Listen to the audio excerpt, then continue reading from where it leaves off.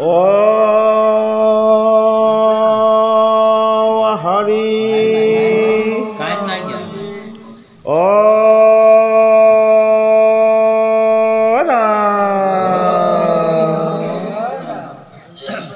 শ্ৰীমন্ত শংকৰ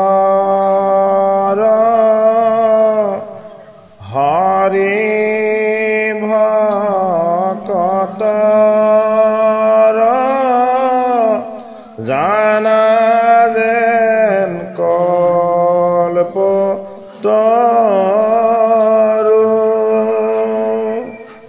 তাহান্ত বিনাই নাই নাই নাই আমাৰ পৰম গুৰু ৰাম আমাৰ পৰম গুৰু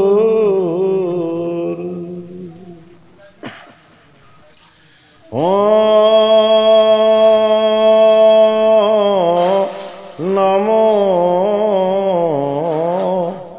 ভগৱতে বাসুদেবায়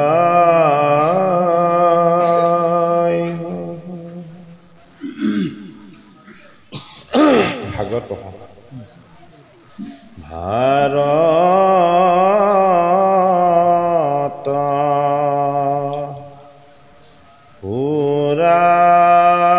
পুৰাণ আদি যত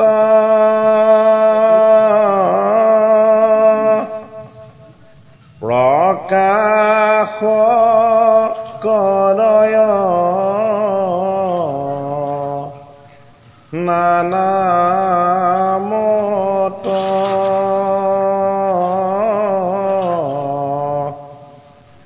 যত মহাজন সমাৰ সমা মধ্যত পৰম আনন্দ ৰসময় কোটি সূৰ্য সম প্ৰকাশয়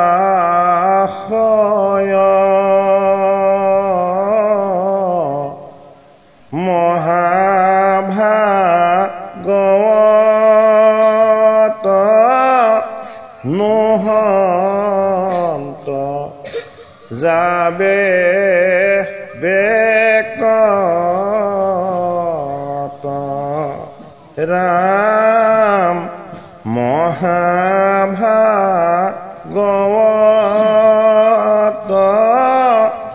নহন্ত যাবে বেকত। হে কৃপালু গুৰুমূৰ্তি বাপ বান্ধৱ ভকত বৈষ্ণৱ তথা আই সমস্ত আপোনাৰ সবাৰ চৰণত আমি ভক্তিপূৰ্ণ সেৱা নিবেদন কৰি আজি পহুচোৱা গাঁৱৰ আমাৰ বাজনাৰ নামটো কি আছিলে?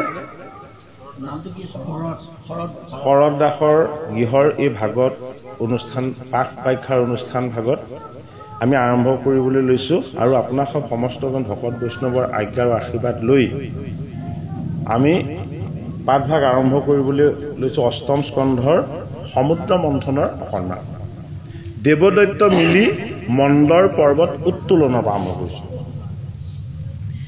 এই দেৱতমী শিল সবে সেনা দানৱৰ একত্ৰিত ভৈলা যেন এই দুখান সাগৰ এই মন্দৰক পাইলা মেৰু পৰ্বতৰ ধুংকা এ দেৱে দৈত্যে বেৰিলাবি হক যেন কুংকা এই বেৰে 10,000 পহৰ পাইলাও এ 25,000 পহৰৰ পন্থ চৰা এই হেন মন্দৰক ধৰি দেবাসুৰ বল এ পচলাক লাগি যেন এ জুংকাৰন্তক এ তুল তুল বুলি ৰিংগ পাৰে শাৰী শাৰী এ ডুংগা দিয়া পৰ্বতক তুলিলাও ভাৰী এ দিলে কজুংকাৰ দেৱ দৈত্যৰ কত অৰুলয়ে কৌঠিল ভেদি লেক ব্ৰহ্মাণ্ড এ বুলনি ৰায় বাসবে বান্ধিল এক সাঙি এ ভৈল বুলি প্ৰথমে দুহান্তে লৈলা দাঙি এ বৰুণে সম্বৰে দুয়ো ভৈলা জুলি বাট এ ভৈলা জুলি বাতি কুবেৰে নুকুম্ভে লয়া জান্ত পৰিপাতি এ 11 ৰুদশমে লৈ জান্ত ত্ৰিপুৰে এ পৱনে তাৰকে লৈ ল জম্বাসুৰে এ জয়ন্ত কুমাৰে বানে ভৈলা এক জুলি এ সূৰ্যে সম্বাসুৰে সাংগি লৈলা তুলি এ অচিনি কুমাৰ সমে হয়গ্ৰীৱ বীৰে এ নুমুচি দানৱে চন্দ্ৰ জান্ত ধীৰে ধীৰে এ আনু দেবাসুৰে হাতে হাতে জান্ত ধৰি অপলাই বাঘ সিংহ ঘুংগ দেৱা দেৰি কৰি এ হস্তি গণ সিংহৰে ফুম ফাৱে সৰ্পচয় এ উৰি পৰে পক্ষী খাব দেখি বিপৰ্যয় এ কাম্পন্ত পৃথিৱী মহা পৰ্বতৰ ভৰে দেৱ দানৱৰ ভিৰে দল দুপ কৰে ভাগৱতৰ 8ম স্কন্ধত আমাক 4টা বস্তু দিছে প্ৰথম দিছে দাস গজেন্দ্ৰ উপাখ্যান দ্বিতীয়ত দিছে অমৃত মন্থন বা সমুদ্ৰ মন্থন তৃতীয়ত দিছে বলি চলন আৰু চতুৰ্থত দিছে মৎস্য চৰিত্ৰ এই 4টা বস্তু আছে 8ম স্কন্ধত এই 8ম স্কন্ধৰ 4টা বস্তুৰ আমাৰ আজি কিয়দংশ যেটি দ্বিতীয় তত্ত্ব বুলি আমি ক'ব বিচাৰিছো দ্বিতীয় তত্ত্বটো হ'ল কি সমুদ্ৰ মন্থন বা সাগৰ মন্থন ও সাগৰ এখন মুঠিব পাৰি জানো এইটো সম্ভৱ হয় জানো বাৰু ও হাতী এটাই জানো ফুৰডালেৰে পদুম ফুট এপাহ লৈ ও হৰিক ছুটি কৰিব জানে নেজানে হাতীক ভালকে যদি গা ধুৱাই আনে সি পাৰ পোৱাৰ লগে লগে সি তাৰ স্বভাৱটো প্ৰকট কৰি দেখুৱাব লগে লগে সি তাৰ গালে বালি মাৰিবই নহয়নে বাৰু ওই তেনেকুৱা হস্তিৰূপী এটি কাই থকা এই গজেন্দ্ৰ নামৰ হস্তিটিৰ কি দিছে এটা উপাখ্যান দিছে 8ম স্কন্ধ আৰু তাৰ পাছতে দিছে কি সমুদ্ৰ মন্থন গজেন্দ্ৰৰ যেতিয়া মুখ্য লাভ হল মুখ্য লাভ হোৱাৰ পাছত 8ম স্কন্ধত কি দিছে আমাক সমুদ্ৰ মন্থন দিছে এতিয়া গজেন্দ্ৰনো কোন গজেন্দ্ৰ পূৰ্বজন্মত ইন্দ্ৰদ্যুম্ন ৰজা আছিলে বুলি পদে ক'লে ইন্দ্ৰদ্যুম্ন ৰজা পৰম বৈষ্ণৱ আছিলে। অগস্ত্য ঋষি তেওঁ তপব্ৰত পালন কৰি থকাৰ কাৰণে অগস্ত্য কি? অগস্ত্য হ'ল শুদ্ধ চিত্ত, শুদ্ধ মন, শুদ্ধ ভাৱ আৰু শুদ্ধ ভক্তি। এই তত্ত্বটোক কোৱা হয় অগস্ত্য বুলি। মন কেতিয়া শুদ্ধ হ'ব?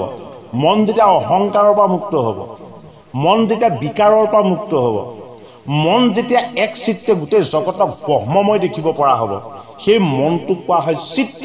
আৰু চিত্ত শুদ্ধিটোৱে হ'ল আত্মশুদ্ধি।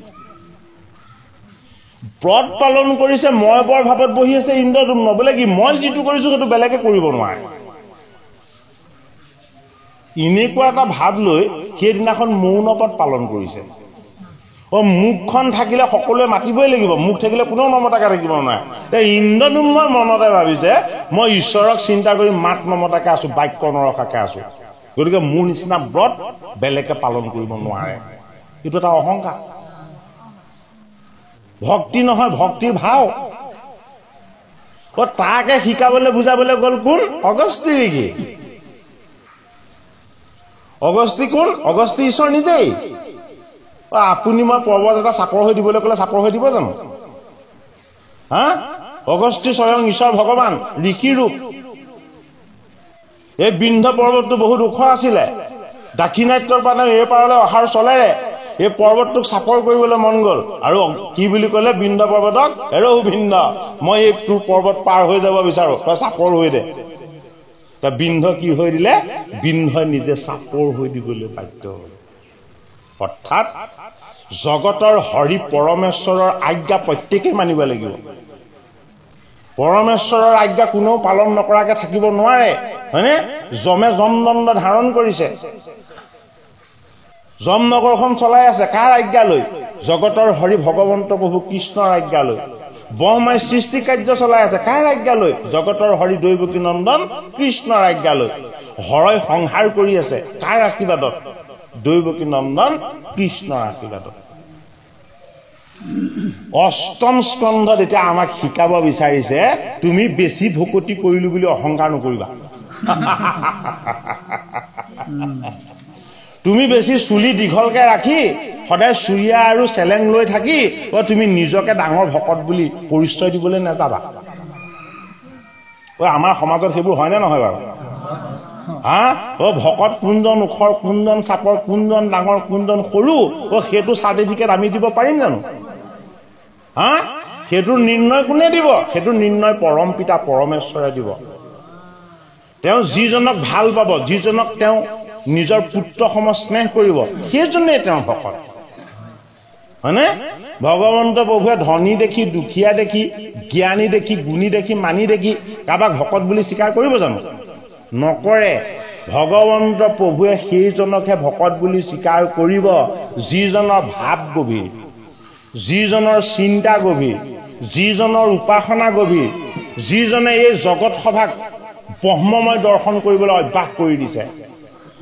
সকলোৰে মাজতে কেৱল ভগৱন্ত প্ৰভুকেই দৰ্শন পায়, হয়নে? এতিয়া অগস্ত্য আহি ইন্দ্ৰদ্যুম্ন ৰজাক আশীৰ্বাদ দি যাব বিচাৰিছিলে। তই অভিমান লৈ ব্ৰত পালন কৰিছ, কিন্তু তোৰ অভিমানটো দূৰ হওক। বোলে কি? তোৰ অভিমান দূৰ হ'বৰ কাৰণে মই আজি আশীৰ্বাদ দিবলৈ আহিছো। আশীৰ্বাদ দিবলৈ অহা ঋষিজনক আকৌ ইন্দ্ৰদ্যুম্নই কি কৰিলে? মুখেৰে মাত নিদিলে, এনেকে মূৰ দুপিয়াই শলাগ লগালে। সন্তৰ কোপতো ধৰ্ম হয়, সন্তৰ ক্ৰোধহীন অৱস্থাটো কল্যাণেই হয়। সন্তৰ কোপত কি হয়? যোগাসনা। সন্তৰ কোপত কি? সন্তৰ সদ্ভাৱত কি হয়? সুবাসনা। এই অগস্ত্য শুদ্ধ ঋষি, কিন্তু অগস্ত্যক দেখাৰ লগে লগে মাত মাতিবলৈ মন নগ'ল। কাৰ? ইন্দ্ৰদ্যুম্ন। কিয় মন নগ'ল? তেওঁৰ ভিতৰত কপট আছিলে, তেওঁ আত্মশুদ্ধি নাছিলে। সেইটো কাৰণে অগস্ত্যক মাত নামাতিলে। আৰু অগস্ত্যে কি কৰিলে? তই এইটো অৱস্থাত সদায় থাকিব নালাগে। এইটো জনমত তই যি এনেকুৱা ধৰণৰ বন্ধনত থাকিলি, এনেকুৱা এটা জনম তোক ঈশ্বৰে দিব যিটো জনমত তোৰ এই অহংকাৰটো নাথাকিব। সেইবাৰ নৰ হৈ জন্ম লৈ অহংকাৰ থাকিলে, পাছৰ জন্মত আকৌ হাতী এটা হৈ জন্ম ললে। মদমত্ত হ'ল। কাকো নমনা হ'ল, গুৰু গোসাঁই একো নজনা হ'ল, হয়নে? কেৱল আনন্দ কৰিব লাগে, পুত্ৰ ভাৰ্যাৰ লগত কেৱল আনন্দত মগন হৈ থাকিব লাগে। সেইটো কাৰণে সেই ত্ৰিকুট পৰ্বতৰ মাজত থকা সেই হ্ৰদটোত গৈ জল গেলি কৰিছিলে। জল সেয়া আমি চকুৰে দেখা জল নহয়। জগতৰ হৰিয়ে ৰচনা কৰা এয়া ভৱজল, মায়াজল। এই মায়াৰ জলত আমি মায়াতে লিপ্ত হৈ আমি হৰি বিমুখ হৈ আছো। গতিকে আমি কি হ'ব লাগিব? আমি হৰি সন্মুখ হ'ব লাগিব। অগস্ত্যই অভিসম্পাদ দি দিলে যে তই অতিথিক সন্মান কৰিব নাজানিলি, এইটো কাৰণে তই কি হবি? তই নিম্ন যোনিত গৈ জন্ম লবি। তই যাক চিন্তা কৰিছ তেওঁক তোৰ মনতেই নপৰিব। তই ইন্দ্ৰদুম্ন ৰজাই খুব কান্দিলে, হে ঋষি, আপোনাৰ আগমন মানে মোৰ পুণ্যৰ ভাগ লাভ। আপুনি আগমন হওঁতে মই মৌনব্ৰত পালন কৰি আছিলো, আপোনাক নামাতিছিলো, কিন্তু আপোনাৰ আগমনতে মোৰ ঈশ্বৰ আগমনৰ আনন্দ অনুভৱ হৈছিল। মোৰ ওচৰলৈ যদি আপোনাৰ দৰে ঋষিজন, শ্ৰেষ্ঠজন ঈশ্বৰ হিচাপে আহে, আপুনি মোক অভিসম্পাততে বন্দী কৰি থৈ যাব নেকি? মইতো মোৰ স্বামীকে চিন্তা কৰি আছিলো। গতিকে আপুনি মোক অকণমান কৃপা কৰক। কি বুলি কৃপা কৰক? যে মই যিজন জগতৰ স্বামীক চিন্তা কৰি এই ব্ৰত পালন কৰিছিলো, মই যাতে সেইজন স্বামীক জনমে জনমে স্মৰণ কৰিব পাৰো। কেইবাৰ স্মৰণ কৰিব পাৰো? জনমে জনমে স্মৰণ কৰিব পাৰো বুলি ক'লে। তেতিয়া ঋষি অগস্ত্যই কি কৰিলে? যে সেয়াই হওক। তই যদিও তামস যোনিত জন্ম লবি, অন্তিম সময়ত তোৰ মাধৱলৈ মনত পৰিব। অন্তিম সময়ত মাধৱলৈ মনত পৰিলে মাধৱে আহি তোক উদ্ধাৰ কৰিব। আৰু তেতিয়া আৰু তই এই জন্ম মৃত্যুৰ আয়াজাত চক্ৰলৈ আৰু আহি থাকিব নেলাগিব। গজেন্দ্ৰ, আমাৰ মাজত থকা অহংকাৰ, এই গজেন্দ্ৰ ৰূপী অহংকাৰটো আমাক পাপলৈ নিয়ে। এই পাপৰ হ্ৰদটোৰ নামেই হ'ল কি? এই ত্ৰিকুট পৰ্বতৰ মাজত থকা জলকিলি কৰা হ্ৰদ। এইটো আমাৰ কাৰণে সংসাৰ হ্ৰদ। এই আমাৰ সংসাৰখনত অহংকাৰ, ৰাগ দেশ এইবিলাক নাথাকে জানো? হয়নে? এই গজেন্দ্ৰই যিদৰে সেই হ্ৰদত কেলি কৰিছিলে, আমিও পুত্ৰ, কন্যা, ভাৰ্যা, ইষ্ট মিত্ৰবিলাকক লৈ এই সংসাৰৰ গৃহকূপৰ অন্ধকাৰৰ হ্ৰদতেই আমি যেন কেলি কৰি আছো। এই গৃহ অন্ধকাৰ কূপৰ পৰা আমি কি হ'ব লাগিব? মুক্ত হ'ব লাগিব। এইটো কাৰণে তাৰ পাছত কি দিলে? গজেন্দ্ৰ উদ্ধাৰ হ'ল, গজেন্দ্ৰৰ মুখ্যন লাভ হ'ল, পাৰিষদীৰ ৰূপ পালে, চতুৰ্ভুজ ৰূপ পালে, ভগৱন্ত প্ৰভুৰ অমৃত স্পৰ্শ পালে। এই ভূমিৰ পৰা ঊৰ্ধ্বগামী গতি কৰি ভূমাৰ স্পৰ্শ কৰিলে, আৰু কি হ'ল? বৈকুণ্ঠৰ পাৰিষদ হ'ল। এই বৈকুণ্ঠৰ পাৰিষদ হোৱাৰ পাছতো গজেন্দ্ৰৰ কিবা পাবলৈ বাকী আছে জানো? আছে। বৈকুণ্ঠৰ পাৰিষদ হোৱাৰ পাছতো পাবলৈ বাকী থাকে। বোলে কি? মুকুত সকলো সদা ৰাম নাম গাৱে। ৰাম নামৰ ভাগ পাই থাকিব লাগিব। এইটো কাৰণে ৰাম নামৰ ভাগ যদি পাবলৈ হয় কি কৰিব লাগিব? এই জীৱনৰ কালকূটৰূপী দুখ কষ্ট বিকাৰবিলাক, এইবিলাকক আমাৰ পৰা আঁতৰ কৰিব লাগিব। এইবিলাকক আঁতৰ কৰিবলৈ হ'লে আমাক কি লাগিব? শুদ্ধ সংস্কাৰ লাগিব। এই শুদ্ধ সংস্কাৰটো আমি আহৰণ কৰাৰ যিটো ব্যৱস্থা, এই ব্যৱস্থাটোকে চাগে ভাগৱতৰ অষ্টম স্কন্ধত দিছে কি বুলি? সমুদ্ৰ মন্থন বুলি, অমৃত মন্থন বুলি আমাক অষ্টম স্কন্ধত দিছে। এই হৰি ভক্তি সৰোবৰে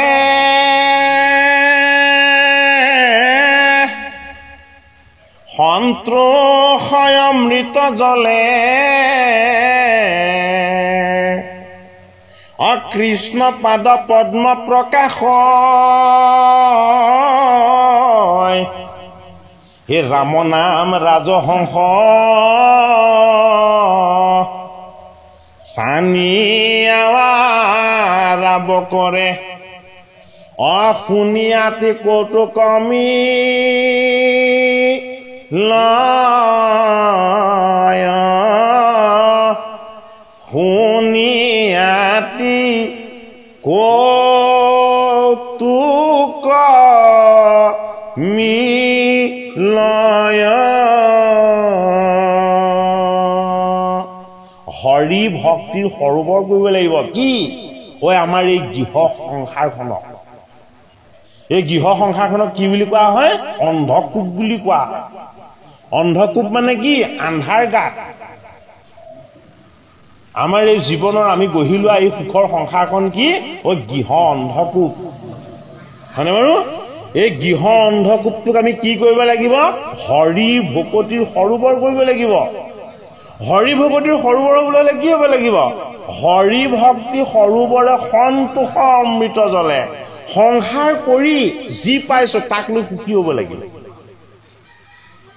যদি সংসাৰ কৰি মোৰ ধন নহল মোৰ ধান নহল মোৰ ল'ৰা ছোৱালী ভাল নহল এনেকুৱা ধৰণৰ যদি অসন্তুষ্টি ভাৱতে আমি সদায় থাকি যাওঁ এইটো দুখৰ গাত হ'ব হয়নে ঈশ্বৰ প্ৰভুৱে আমাক যি মিলাইছে এয়াই আটাইতকৈ আমাৰ কাৰণে ভাল ইয়াতকে ভাল আমাক আৰু একো নেলাগে হৰি ভক্তি সৰোবৰে সন্তোষ অমৃত জলে যদি আমি নিজে আত্মসন্তুষ্টি লাভ কৰিব নোৱাৰো ঈশ্বৰ কেনেকৈ পাম নিজে সন্তুষ্ট নোহোৱালৈকে ভগৱান কেতিয়াও সন্তুষ্ট নহয় কাৰণ আত্মা ঈশ্বৰে আমাক ধাৰণ কৰি আছে যদি আমি নিজেই সন্তুষ্ট হ'ব নোৱাৰো তেতিয়াহ'লে আমি ভাবি থকা ভগৱান জানো কেনেকৈ সন্তুষ্ট হ'ব সেইটো কাৰণে প্ৰথম সন্তুষ্ট হ'বলৈ অভ্যাস কৰিব লাগিব কোনে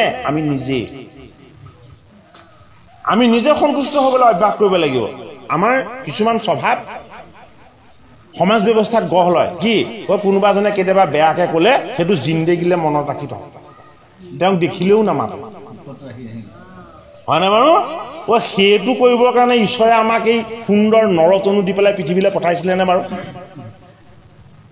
কোনোবা এজনে অকণমান ছিদ্ৰ লগালে তাৰ সেই ছিদ্ৰটোকে মনত ৰাখো কোনোবা এজনে উপকাৰ কৰিলে সেইটো কিন্তু পাহৰি যাওঁ হয়নে অষ্টম স্কন্ধত দিছে আমাক ভকতি ভাগৱত স্বৰূপ ভগৱন্তৰ আনন্দময় সংস্কাৰ এই জীৱনটো অমৃতময় এই অমৃতক তুমি মন্থন কৰা অমৃতক মন্থন কৰিবৰ কাৰণে দুটা বস্তু ঈশ্বৰৰ সম্পত্তি হিচাপে আমাক দি পঠিয়াইছে এজন বলিৰাক দিছে ইজন ইন্দ্ৰক দিছে ক'ত দিছে আমাৰ লগত দিছে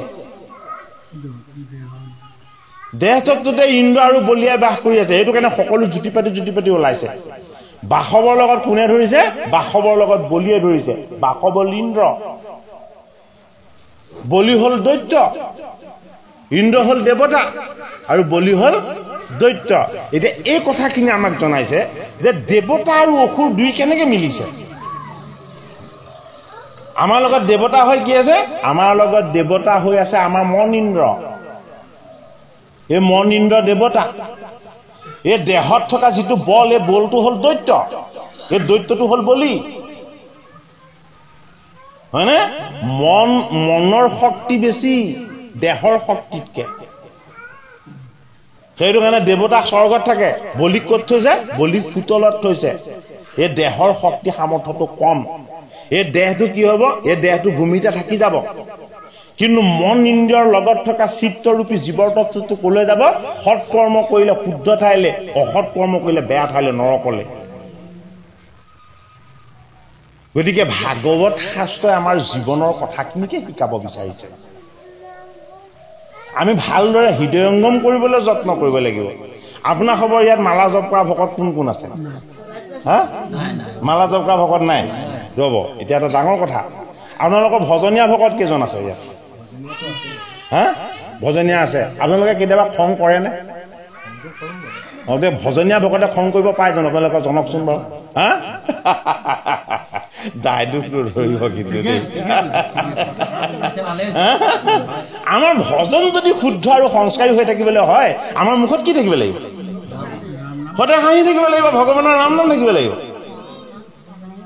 যদি ভগৱন্ত প্ৰভুৰ নাম আমাৰ মুখত নাথাকে কণ্ঠত নাথাকে আমাৰ মুখত যদি ইশ দিশত হাঁহি নাথাকে তেতিয়াহ'লে আমি দৈত্য হৈ পৰিলে নপৰিলো হয়নে দেৱগুণী হ'ব লাগিব দেৱগুণী হ'বলৈ কি কৰিব লাগিব এই ভাগৱত শাস্ত্ৰই আমাক যিখিনি দেখুৱাইছে সেইখিনি আমি আমাৰ জীৱনত পালন কৰিব লাগিব স্বামীয়ে আটাইতকৈ ভাল ব্যৱহাৰ কাক কৰিব লাগে স্বামীয়ে আটাইতকৈ ভাল ব্যৱহাৰ কৰিব লাগে স্ত্ৰীগৰাকী ঘৰৰ মানুহগৰাকী কোনোদিন ডাঙৰকৈ একো কথা ক'ব নাপায় যদি আপুনি শৰণ ভজন লৈছে যদি নাই লোৱা তেতিয়াহ'লে আমাৰ ক'ব লগা একো নাই হয়নে বাৰু এতিয়া শৰণ আৰু ভজন এনে নামত লৈ আমি যদি কামত তাক প্ৰয়োগ নকৰো তেতিয়াহ'লে আমি গুৰুদ্ৰোহী হলো নে নহলো হলো নে নহ'লো বাৰু হয়নে বাৰু আপোনালোকে দায়দোষ কিন্তু নধৰিব দেই কাৰণ এইখিনি সংস্কাৰ আমাক লাগিব হয়নে বাৰু এই সংস্কাৰখিনি আমাক লাগিব হয়নে আমি এতিয়া বিভিন্ন অনুষ্ঠানবিলাকত যাওঁ আমাক ক'ব নালাগে যিকেইজন ভজনীয়া ভকত আছে আমি তেখেতলোকৰ চৰণ দৰ্শন পোৱাৰ লগে লগে চিনি পাওঁ যিকেইজন ভজনীয়া ভকত আছে তেওঁলোকৰ চৰণ দৰ্শন পোৱাৰ লগে লগে আমি তেখেতলোকক চিনি পাওঁ কেনেকৈ চিনি পাওঁ তেওঁলোকৰ ভিতৰটো শুদ্ধ তেওঁলোক ধীৰ স্থিৰ তেওঁলোক গহীন গম্ভীৰ তেওঁলোকে কালৈকো কেতিয়াও ঈৰ্ষাৰ দৃষ্টিৰে নাচায় হয়নে তেওঁলোকৰ দৃষ্টিটো কি তেওঁলোকৰ দৃষ্টিটো ঈশ্বৰ সদৃশ গতিকে এই ঈশ্বৰ সদৃশ এটা ভাৱ ভক্তিৰ দৃষ্টি আমি যদি লাভ কৰিবলৈ হয় তেতিয়াহ'লে আমি কি হ'ব লাগিব আমি আমাৰ নিজৰ মাজত থকা যিবিলাক বিকাৰ আছে বেয়া আছে অশুভ আছে আমি সেইখিনিক আঁতৰ কৰিবলৈ যত্ন কৰিব লাগিব এইটো কাৰণে সেইখিনিক আঁতৰ কৰিবৰ কাৰণে ভাগৱত শাস্ত্ৰই কি দিছে অমৃত মন্থন তোমাৰ মাজতে আত্মাৰূপী ঈশ্বৰ গৰুৰ কেতু অমৃত ৰূপত তোমাক ধাৰণ কৰি আছে এই পৰমাত্মা পৰমেশ্বৰে তোমাক পালন কৰি আছে কিন্তু তেওঁ মায়াৰ শক্তিৰ যোগেদি তোমাক কি কৰিছে চলাই ফুৰিছে এই মায়াৰ শক্তি আমি চলি আছো সেইটো কাৰণে গৰুৰ কেতুৱে মন্দৰ পৰ্বতটো কোনখন হাতেৰে ধৰিছে বাম হাতে ধৰিছে হয়নে হৰিৰ বাম হাতত কি আছে হৰিৰ বাম পাশত মায়া আছে হৰিৰ বাম পাশত কি আছে সমস্ত মায়া শক্তিখিনি আছে তেওঁৰ সোঁ পাশত কি আছে সোঁ পাশত সম্পূৰ্ণ ভক্তিৰ শক্তিখিনি আছে গতিকে আমাৰ বাম পাশত মায়া সোঁ পাশত ভক্তি মাতা মধ্যমত কোন আছে মধ্যমত আছে হৃষিকেশ দৈৱকী নন্দন কৃষ্ণ এই কৃষ্ণই দুইটা শক্তিক নিয়ন্ত্ৰণ কৰি আছে কিন্তু আমাৰ কি হয় আমাৰ মনটো সদায় বেয়াৰ ফালে ধাৱমান হ'ব খোজে গতিকে অমৃত মন্থনৰ কথাৰে আমাৰ মনটোক আমি এটা কলৈ নিব লাগিব ভগৱন্তৰ চৰণৰ ফালে নিব লাগিব হে ৰাম এ বৰুণে সম্বৰে দুয়ো ভৈলা জুলি বাতি কুবেৰে নিকুম্ভে লয়া জান্ত পৰিপাতি কুবেৰে কি এজন দেৱতাৰ নাম কুবেৰ আৰু এজন দৈত্যৰ নাম নিকুম্ভ কোনে কোনে লগ হৈছে কুবেৰ আৰু নিকুম্ভ লগ হৈছে কুবেৰ দেৱতা কুবেৰ কি কুবেৰ হল ধনপতি এই নিকুম্ভ কি এই নিকুম্ভ হল কাকো একো ধৰণৰ ধন সম্পত্তি ল'বলৈ নিদিয়া এজনে হৰিৰ সম্পত্তিখিনি ৰক্ষা হৈ ৰাখে এজনে হৰিৰ সম্পত্তিখিনি ৰাখিবলৈ নিদিয়ে এজন ৰক্ষা আৰু এজন নিদিয়া দুইজন লগ কৰি দিছে তেতিয়া কি হ'ব বেলেঞ্চ হ'ব ভাৰসাম্য হ'ব হয়নে মই যদি 2 টকা পাইছো এজনক 2 টকা দিছো কি হ'ব 2 শূন্য হৈ যাব হয়নে বাৰু এই ঈশ্বৰ তত্ত্বৰ বস্তুবিলাকক বেলেঞ্চ বা ভাৰসাম্য কৰি লোৱা হৈছে ভাগৱত শাস্ত্ৰত হে একাদশ ৰুদ্ৰসমে লৈ যাম ত্ৰিপুৰে এ পৱনেতা ৰকে লৈ ল এ জম্ভাসুৰে যেতিয়া তৃতীয় স্কন্ধৰ সৃষ্টিৰ ৰহস্যৰ কথা আছে ৰুদ্ৰৰ যেতিয়া জন্ম হ'ল ব্ৰহ্মাৰ ভূৰ মধ্যৰ পৰা ভূমিষ্ঠ হৈ খুব কান্দিছে শিৱই ৰুদ্ৰই কিয় কান্দিছে বোলে মোক জন্ম দিলা নাম নিদিলা দেহটো গুণময় নামটো নিৰ্গুণ মনত ৰাখিব আমাৰ এই দেহটো গুণময় হয়নে কাইটো গুণময় কিন্তু আমাৰ যিটো নাম দিয়া হয় এই নামটো নিৰ্গুণ গুণময় নহয় চন্দ্ৰবিন্দু বহি হলেও নামটো থাকি যাব দেহাটো কিন্তু এই ভূমিত ছাই হৈ যাব হয়নে বাৰু আত্মাটো ঈশ্বৰ আত্মা পৰমেশ্বৰ এক হৈ যাব ঈশ্বৰৰ লগত গতিকে একাদশ ৰুদ্ৰৰ লগত লগ হৈছে কোন ত্ৰিপুৰাৰী এই ত্ৰিপুৰ শব্দৰ অৰ্থটো কি লোভ মোহ আৰু কাম এই 3টা ৰিপুক যি জিনিব পাৰে লোভ, মোহ আৰু কাম, এই তিনিটা ৰিপুক যি জিনিব পাৰে সেইজনৰ নাম ত্ৰিপুৰাৰী। ত্ৰিপুৰাৰী কোন? ত্ৰিপুৰাৰী মহাবৈষ্ণৱ শিৱ। শিৱক লোভ, মোহ আৰু কামে স্পৰ্শ কৰিব নোৱাৰিলে। কিয় নোৱাৰিলে? আৰে তেওঁ বৈষ্ণৱ, বিষ্ণুৰ কিবা। তাতে আকৌ পাৰ্বতীৰ অহংকাৰ বোলে মোৰ স্বামী ভোলানাথ। অহংকাৰটো হ'ব লাগিছিলে শিৱৰ। শিৱৰ অহংকাৰ নাই। অহংকাৰটো কাৰ হ'ল? ভাত যা দক্ষ কন্যা পাৰ্বতীৰ হ'ল। বোলে কি? বোলে জগত মাতা লক্ষ্মীয়ে কেতিয়াও ক'ব নোৱাৰে যে কৃষ্ণৰ কাম ভাৱ নাই বুলি।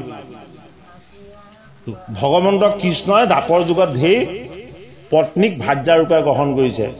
কিন্তু মোৰ স্বামী কি? মোৰ স্বামী ভোলানাথ। মোৰ স্বামীয়ে মোৰ বাহিৰে বেলেগ কোনো নাৰীৰ দৃষ্টিলে নাচায়। তেতিয়া কি হ'ল? ইয়াত কোন তুমি দিব? তেতিয়া কি হ'ল? তেতিয়া মহাবৈষ্ণৱ শিৱই কি কৰিলে? ভাৰ্যা পাৰ্বতীক বুজাই দিব বিচাৰিলে, তুমি মোক কিয় ভোলানাথ বুলি মাতা? মই ভোলানাথ নহয়, মই যিজনক সেৱা শুশ্ৰূষা আৰু উপাসনা কৰোঁ সেইজনে মোক সেইটো দিছে। মোৰ মালিকৰ কৃপাৰ কাৰণেহে মই সেয়া হৈ আছো। মোৰ মালিকে যদি মোক নচুৱাবলৈ হয় উলংগ কৰি নচুৱাব। আপুনিয়ে ভগৱান, কাক মানে? হয় নহয়? অন কৰা।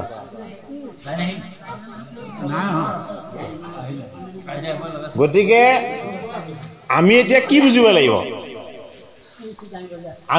বুজিব লাগিব? যে আমি নিষ্কাম হলো বুলি অহংকাৰ কৰিব নালাগিব। নিষ্কাম এজনে, সেইজন দৈৱকী নন্দন কৃষ্ণ। ভকতক তেওঁ নিষ্কাম গুণটো দিয়ে। কিয় দিয়ে? ভকতে যেতিয়া ভগৱন্ত দৈৱকী নন্দন কৃষ্ণ একান্ত চিত্তে ভক্তি কৰে। ভগৱন্ত ভকত বৎসল। ভকতৰ ভকতিত তেওঁ অধীন হয়, বশ হয়। নহলে তেওঁ কি? তেওঁ স্বাধীন। তেওঁ কাৰো অধীন নহয়। তেওঁ পৰাধীন নহয় কেতিয়াও। তেওঁ স্বাধীন, স্বতন্ত্ৰ। কিন্তু তেওঁ বশ হৈ যায়। কিহৰ কাৰণে? ভকতিৰ বলৰ কাৰণে। এতিয়া অমৃত মন্থনত কি কৈছে? এই জয়ন্ত কুমাৰে বানে ভৈলা এক জুলি, এই সূৰ্য সম্বৰাসুৰে সাংগি লৈলা তুলি, এই অচিনি কুমাৰ সমে হয়গ্ৰীৱ বীৰে, এই নুমুচি দানৱে চনে জানতে ধীৰে ধীৰে। এজন দৈত্য, এজন অসুৰ। এজন দেৱতা, এজন দৈত্য। এজন দেৱতা, এজন দৈত্য। এজন দেৱতা, এজন দৈত্য একেলগ হৈছে। কেতিয়া? এই লক্ষ্য পোহৰ যোজন জুৰি থকা এই মন্দৰ পৰ্বতটোক উঠাবৰ কাৰণে। ভগৱন্ত বিষ্ণুৱেনো প্ৰত্যক্ষভাৱে আহি এই মন্দৰ পৰ্বতটো কিয় দাঙি নিদিলে? এই দেৱতা আৰু অসুৰৰ দ্বাৰা এই মন্দৰ পৰ্বতটো কিয় দাঙিব বিচাৰিছে? আৰে প্ৰত্যেকজনে আত্মবল দিব লাগিব, কায়িক বল দিব লাগিব। ভগৱন্ত বিষ্ণুত একান্ত চিত্তে সমৰ্পিত হ'ব লাগিব। যদি ভগৱন্ত বিষ্ণুত একান্ত চিত্তে সমৰ্পিত নহয় তেতিয়াহ'লে অমৃত মন্থন নহ'ব। এইটো কাৰণে প্ৰথম তেওঁলোকৰ কষ্টখিনি কৰিবলৈ দিছে, হয়নে? অৰ্থাৎ ভকতি কৰিবলৈ আমি অনুশীলন কৰিবই লাগিব। যদি আমি অনুশীলন নকৰোঁ তেতিয়াহ'লে আমাৰ এইটো অভ্যাস নহ'ব। এই হস্তি গণ সিংহৰে ফুম পাৱে সৰ্পচয়, এই উৰি পৰে পক্ষী খাব, এ দেখি বিপৰ্যয়, এ কাম্পত পৃথিৱী মহাপৰ্বতৰ ভৰে, দেৱদানৱৰ ভিৰে তলদূপ কৰে, হিমতে মন্দৰক নেন্ত দেৱাসুৰে, অপিৰিলেক ভাগৰে যা শান্ত কতু দূৰে। দেৱতা অসুৰে মন্দৰ পৰ্বতটো দাঙি কেকু জেকুকে নিছে।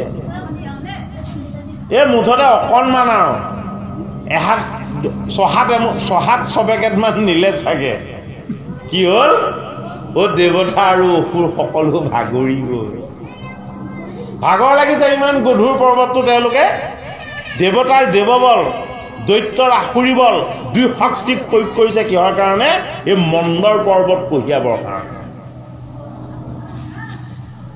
হে ৰাম এ থিৰনুহে ভৰি ঘৰ্ম বহি যায় গোটে এ ফুটি যায় কন্ধ যেন এই মহাভাৰততে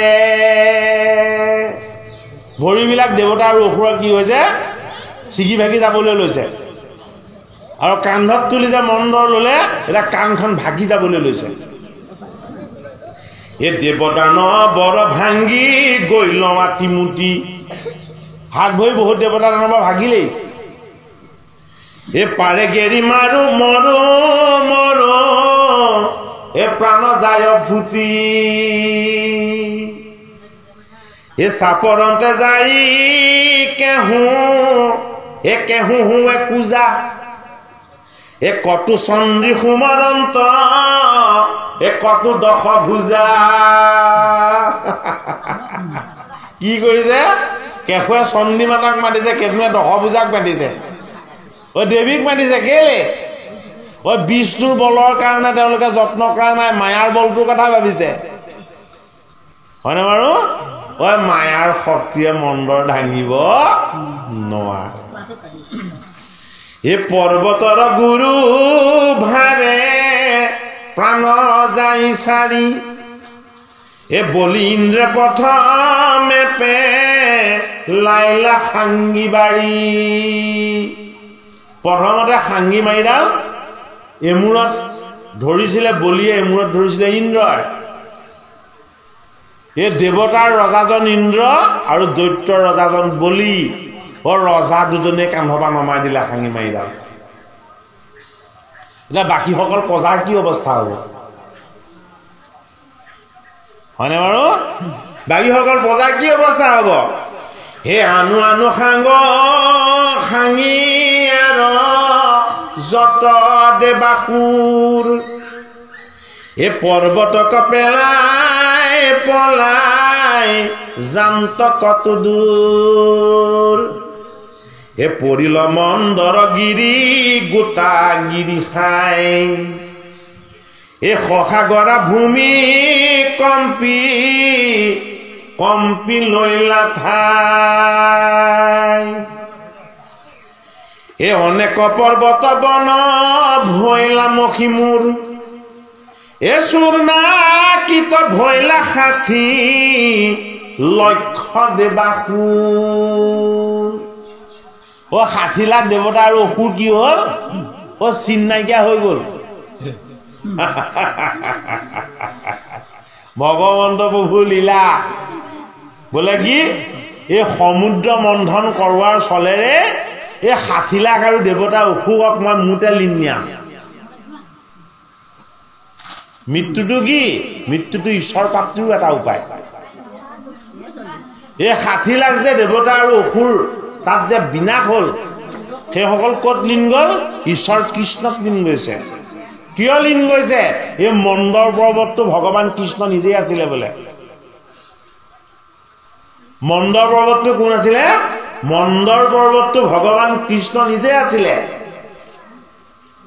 এই মন্দৰ ৰূপী কৃষ্ণক দাঙিবলৈকে দিছে দেৱতা আৰু অসুৰক পাৰিব জানো দাঙিব নোৱাৰে তেওঁৰ বল হ'ল পৰম বল তেওঁৰ তত্ত্ব হ'ল পৰম তত্ত্ব তেওঁৰ তত্ত্ব হ'ল আত্মতত্ত্ব এইটো কাৰণে বলিৰ লগতো আছে অকণমান বিকাৰ ইন্দ্ৰৰ লগতো আছে অকণমান বিকাৰ যেতিয়ালৈকে বিকাৰ থাকিব তেতিয়ালৈকে বিষ্ণু কান্ধত লৈ থাকিব নোৱাৰিব এইটো কাৰণে বলিৰ লগত থকা বিকাৰটো কি আছিলে বলিৰ লগত থকা বিকাৰটো কি বোলে মই যেতিয়া অমৃত পান কৰিবলৈ পাম তেতিয়া অমৰ হৈ যাম এই স্বৰ্গখন মই লৈ লম হয়নে ইন্দ্ৰৰ লগতো সেইটোৱে আছে বোলে কি অমৃত পান কৰাৰ লগে লগে মোৰ শক্তি বাঢ়ি যাব এই দেৱতাক একাষৰীয়া দৈত্যক একাষৰীয়া কৰি এইখন স্বৰ্গ ৰাজ্যৰ মই মালিক হৈ লম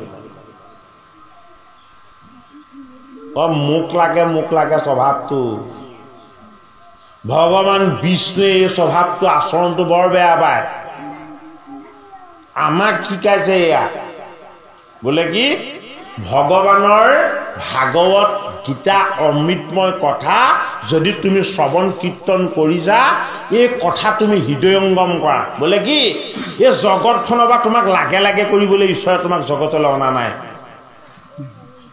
এই জগত সভালে জগতৰ হৰিয়ে জীৱৰ ৰূপে তোমাক কিয় আনিছিলে যিমান পাৰা দি যোৱা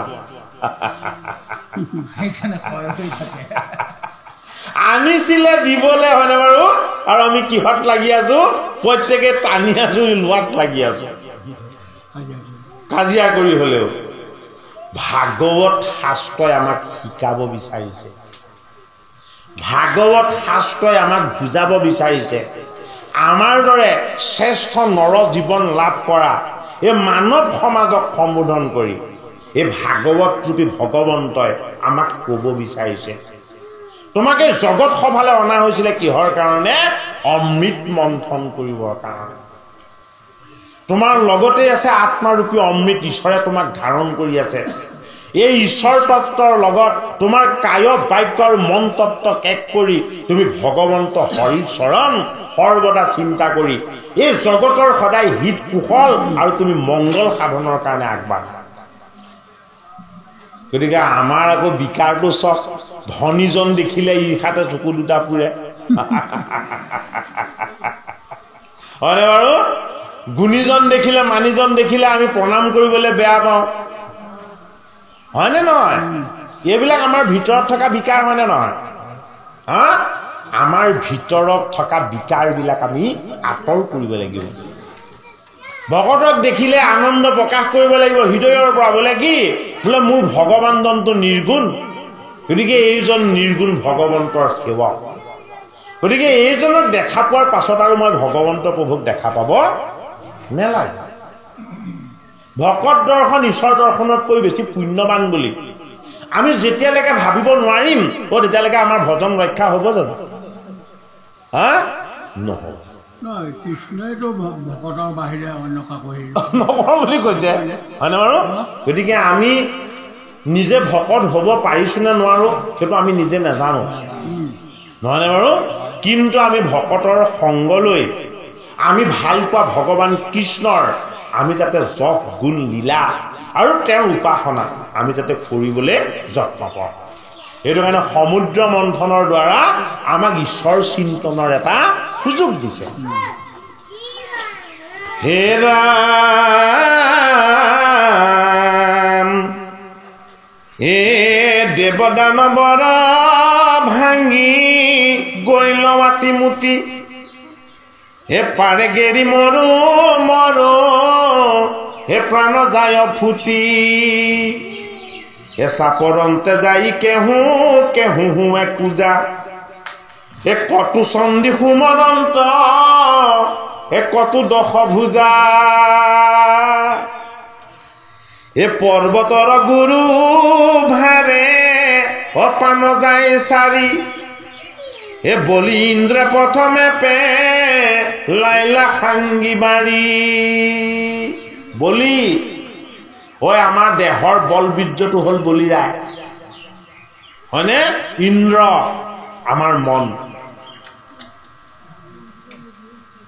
দেহাই যেতিয়া সহিব নোৱাৰা হ'ল মনে এৰি দিলে হয়নে নহয় সেইটো কাৰণে বলি আৰু ইন্দ্ৰ দুইজনে কি কৰিলে নমাই দিলে বুলি কৈছে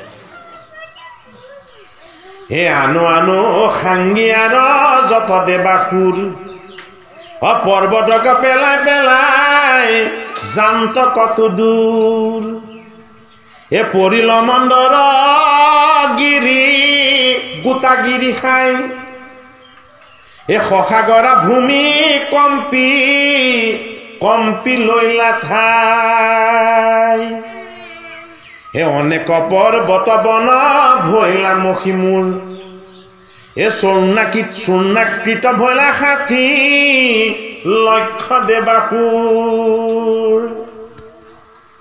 এ কাহাৰো ভাঙিল ভৰি উৰুকৰ কতি এ কাৰো শিৰ কৰ্ণ চক্ষু হে ফুটিলনা কতি একাদশ ৰুদ্ৰৰ লগত কোনে ধৰিছে? ত্ৰিপুৰাৰীয়ে ধৰিছে। একাদশ ৰুদ্ৰ আৰু ত্ৰিপুৰাৰীৰ একো নহল, কিন্তু এই দেৱতা আৰু অসুৰৰহে অলপ কষ্ট হল। ত্ৰিপুৰাৰী কোন? মহাবৈষ্ণৱ শিৱ। শিৱয়ো মন্দৰ ধৰিছে। কিয় ধৰিছে? শিৱই জানে এই মন্দৰ যে ভগৱান বিষ্ণু, বেলেগে নেজানে। হয়নে? এই শিৱই যেতিয়া বিষ্ণুক স্পৰ্শ কৰিবৰ কাৰণে যে তুমিয়েই মন্দৰ, এই জগতত যত যিমান বস্তু আছে সকলো তুমিয়েই, তোমাৰ তত্ত্ব মন্থন কৰিবৰ কাৰণে তুমিয়েই যেতিয়া আজ্ঞা কৰিছা এই মন্দৰ আনিব লাগে বুলি, গতিকে ময়ো বৈষ্ণৱ ৰূপত এতিয়া বহি থাকিলে নহব। মোৰ যোগময় সাধনা, তপস্যা, ধ্যান আৰু উপাসনা, সেই জগতৰ হৰি কেৱল তুমি। সেইটো কাৰণে ৰুদ্ৰই কান্দিছিলে। কিহৰ কাৰণে? নাম নাই কাৰণে। এতিয়া ব্ৰহ্মাদেৱে কি কৰিলে? তোমাক 11টা নাম দিলো। এই 11টা নাম হল একাদশ ৰুদ্ৰ। 11খন স্থান দিলো, 11 গৰাকী ভাৰ্যা দিলো। মোৰ তত্ত্ব কেইটা হল? 33টা। দেৱতা 33 কোটি হয়নে নহয়? হয়নে বাৰু? এই দৈবিক তত্ত্ববিলাকৰ বিষয়ে আমি কি কৰিব লাগিব? জানিব লাগিব। ভাগৱত শাস্ত্ৰই কোনো দেৱতাৰ পূজা কথা কোৱা নাই। ভাগৱত শাস্ত্ৰই কৈছে কেৱল ভগৱান কৃষ্ণৰ উপাসনা। কৃষ্ণ কি? কৃষ্ণ হল সূৰ্য। বাকী দেৱতাবিলাক কি? সূৰ্যৰ ৰশ্মি। আমি সূৰ্যৰ ৰশ্মিক উপাসনা কৰিব নালাগে। কাক উপাসনা কৰিব লাগে? সূৰ্যটোক উপাসনা কৰিব লাগে। সূৰ্য কি? সূৰ্য হল আত্মা, পৰমাত্মা, কৃষ্ণ সূৰ্য। এই কৃষ্ণ সূৰ্য যদি কেনেবাকৈ সন্তুষ্ট হয়, তেতিয়াহ'লে আৰু বাকী দেৱতাবিলাকে তেওঁকহে উপাসনা কৰে। হে ৰাম, হে আঁঠু ঠেঙ ভাঙি কাৰো বাজ ভৈ লাগিলা, এ কাৰো হাড় ঘাড় বিহ ৰিলা পৰিশিলা, এ কাৰো এক ভৰি ভৈল পৰ্বতৰ হেত, এ ডুংগা ডুংগি পৰমা তিত ঘষাই পেট, এ কাৰ 2 হাত কপৰ বত আছে জান্তি, ও এৰাই বাক লাগি কৰে অনেক আক্ৰান্তি, হাত ভৰি ভাঙ্গা দেবে করে আর্তনাদ, ও হরি হরি কৃষ্ণ কিনো হে মিলি লয় আপদ, এ তোমার একে বুদ্ধি আনো পর্বত উভারি, ও রঙ্গ ছায়া আসা প্রভু হে আমা হাক মারি। সকলোৰে চেতনা ঘূৰি আহিলে। কি বুলি চেতনা ঘূৰি আহিলে? যেতিয়া পৰ্বতটোৱে তেওঁলোকক হেঁচা মাৰি ধৰিলে, হাত ভৰি যেতিয়া উলিয়াব নোৱাৰা হ'ল, তেতিয়া কালে মনত পৰিলে? ভগৱন্ত বিষ্ণুলে মনত পৰিলে। বিষ্ণুলে যেতিয়া মনত পৰিল, তেতিয়া কি হ'ল? সোমাই থকা হাত ভৰিবিলাক লাহে লাহে ঢিলা হ'বলৈ ল'লে। এই ভাগি যাবলৈ যিবিলাক হাত ভৰি তেওঁলোকৰ ভাগি অকণমান দুখ পাইছিলে, সেইবিলাক নিজে নিজে চব ঠিক ঠাক হ'বলৈ ল'লে। ভগৱন্ত প্ৰভুক যদি আমাৰ স্মৰণ নহয়, প্ৰথম অসুখ হ'ব মনত, মনৰ পৰা হ'ব দেহত, দেহৰ পৰা হ'ব ভাৱত, হয়নে? সেইটো কাৰণে ভাৱটোক শুদ্ধ কৰিবৰ কাৰণে আমি কি কৰিব লাগিব? ভগৱন্ত কৃষ্ণৰ চৰণক আমি উপাসনা কৰিব লাগিব। এই ভাগৱত শাস্ত্ৰৰ অমৃতময় কথা আমি শ্ৰৱণ কীৰ্তন কৰিব লাগিব। হে ৰাম তোমাৰ একে বুদ্ধি আনো পৰ্বত উভাৰি, হে ৰঙ্গ চাই আসা প্ৰভু আমা হাক মাৰি। দেৱতা অসুৰ সকলে ভগৱান বিষ্ণুক ক'লে যে হে প্ৰভু, আমিতো নিজে পৰ্বতটো আনো বুলি অনা নাই, তুমি আমাক আজ্ঞা কৰিছিলা, তোমাৰ আজ্ঞা পালন কৰি আমি মন্দ পৰ্বতটো আনিছিলোঁ আৰু তোমাৰ সেৱা কৰোঁতেও যদি তুমি আমাক এনেদৰে দুখ কষ্ট দিয়া হয়নে তেতিয়াহ'লে আমাৰ দুখ কষ্ট ক'ত দূৰ হ'ব কোনে কৈছে এই কথা কৈছে দেৱতা আৰু অসুৰ একাক ভগৱন্ত বিষ্ণু এই দুৰ্গতিয়ে নামে লাগি গৈলো তজোপা এ তোমাৰ উপায়ে আমি ভৈলো সৰ্বনাশ আমাৰ দুখ দূৰ কৰিবলৈহে তোমাৰ কাষলৈ গৈছিলোঁ কিন্তু তোমাৰ কাষলৈ গৈ তোমাৰ উপদেশ পালন কৰি এতিয়া আমি দেখোন সৰ্বনাশে হলো কোনে কৈছে দেৱতা আৰু অসুৰে কৈছে এইবাৰ দেৱতাই দুখ দিয়া নাই দৈত্যই দুখ দিয়া নাই দেৱতাক এইবাৰ দুখটো কাক দিছে এইবাৰ দুখটো দিছে যিজন মালিক পৰম পিতা পৰমেশ্বৰক দুখটো দিছে মানে বাৰু ভগৱানক যদি আমি দুখ দিওঁ তেওঁ ভাল পায় ভকতক দুখ দিলে তেওঁ কষ্ট পায় শিশুপালে 101টা গালি পৰা নাছিলে জানো পাৰিছিলে নে নাই হয়নে কিয় চক্ৰে শিৰচ্ছেদ কৰিছিলে তেতিয়াহে ভগৱন্ত বিষ্ণুৱে দশম স্কন্ধত আমাক ইয়াত দেখাব তেতিয়াহে ভগৱন্ত বিষ্ণুৱে শিশুপালক শিৰচ্ছেদ কৰিছে যেতিয়া বৈষ্ণৱ পিতামহ ভীষ্মৰ কথা বেয়াকে কৈছিলে কৃষ্ণক গালি পাৰি থকালৈকে শিশুপালক ভগৱন্ত কৃষ্ণ একো কৰা নাই যেতিয়া তেওঁৰ পৰম বৈষ্ণৱ ভীষ্মৰ কথা যেতিয়া বেয়াকে ক'লে তেতিয়া ভগৱন্ত কৃষ্ণই কি হৈ গ'ল কাল ৰূপলৈ গুচি গ'ল যে তোমাৰ মই সকলো দুখেই মৰিহন কৰি দিছিলোঁ এই এটা দুখ মই মৰিহন নকৰোঁ বোলে কি তুমি মোৰ ভকতক দুখ লগালা শিশুপালৰ 100টা দুখ কৃষ্ণত আছিলে এটা দুখ ভকতত আছিলে সেইটো কাৰণে 101টা বোলে ভকতৰ দুখ ভগৱানে কি বোলে মই এটাও ক্ষমা নকৰোঁ আমাক হিচাপটো দেখুৱাইছে ভগৱন্তই ভগৱন্তৰ দুখ 100টা ক্ষমা কৰিব ভগৱন্তই ভকতৰ দুখ এটাও ক্ষমা নকৰে গতিকে আমি তেনে ভকতৰ যদি কেনেবাকৈ অপৰাধ লগাওঁ হয়নে বাৰু আমাৰ কল্যাণ হ'ব জানো কেতিয়াও নহয় গতিকে আমি বাক্য বচন ৰাখোঁতে আপোনালোকৰ যদি কিবা মনত অকণমান কষ্ট অনুভৱ হৈছে আমাক ক্ষমা কৰিব আমাৰ উদ্দেশ্যটো ভগৱন্তৰ চৰণ সেৱা আৰু উপাসনা আপোনাৰ সবৰ চৰণ সেৱা আৰু উপাসনা আমাৰ বেলেগ কোনো উদ্দেশ্য নাই এৰাম কোন শত্ৰু আমি কিয় কৰিলা কপট খুজি লুৰি খাইবা আৰু ভাং গিলা সবে পত হেৰা বহু তুমি কি কৰিলা বোলে কি অমৃত পান কৰাটো দূৰৰে কথা এতিয়া খুজি মাগি খাবলৈও হাত ভৰি নাই আমাৰ কোনে কৈছে দেৱতা আৰু অসুৰে কৈছে ভগৱন্তই কোৱাইছে কি বুলি কোৱাইছে মোৰ যদি আশ্ৰয় ল'ব বিচাৰিছা তোমাৰ লগত একো নাইকিয়া কৰি লোৱা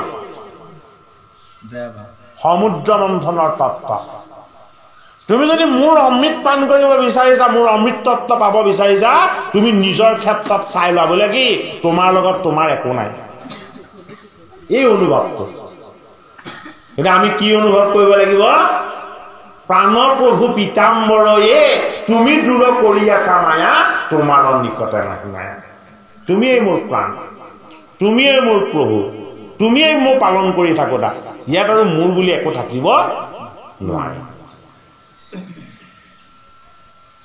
তুমি সেয়া আমাৰ গতি মতি জীৱ প্ৰাণ এই সংকটে বেলাত বাৰে বাৰে কৰা ত্ৰাণ এহিমতে দেৱ গণে কৰে আৰ্তৰাব নাহি শ্ৰুতি বুদ্ধি জ্ঞান বাতুল স্বভাৱ দেৱতাসকল কি হৈ গৈছে পাগলৰ নিচিনা হৈ গৈছে উন্মাদ হৈ গৈছে কিহত উন্মাদ হৈছে ভগৱন্ত বিষ্ণুৰ ভক্তিত উন্মাদ হৈছে এইবাৰ দেৱতাই সুখত উন্মাদ হোৱা নাই দুখত উন্মাদ হৈছে বোলে কি হে জগতৰ হৰি হে পৰম পিতা তুমি তোমাৰ অমৃত দিম বুলি আমাক অমৃত মন্থন কৰাইছিলা, আমাৰ এতিয়া একোৱেই নাথাকিলে। গতিকে তুমি আমাৰ কি? তুমি আমাৰ প্ৰাণ, তুমি আমাৰ মন, তুমি আমাৰ বুদ্ধি। তোমাৰ বুদ্ধিমতে আমি এইখিনি কৰিছিলো, ইয়াত যদি আমাৰ কিবা অনিষ্ট হৈছে তেতিয়াহ'লে আমাৰ দুখ নহয়। ইয়াত কাৰ দুখ? তুমি কৰ্তা। যি হৈ আছে ইয়াত তোমাৰ ইচ্ছাত হৈ আছে। এই বুলি দেৱতাসকল কি হৈছে? বাতুল পাই হৈছে। বাতুল পাই মানে কি? পগলাৰ নিচিনা। কিয় পগলাৰ নিচিনা হৈছে? ভগৱন্ত বিষ্ণুৰ ভক্তিত তেনেকুৱা হৈছে। এ ভনিলা শংকৰে কৃষ্ণ পদশিৰে ধৰি, এ সমস্তে সমাজে ঢাকি, বোলা হৰি হৰি হৰি ৰাম।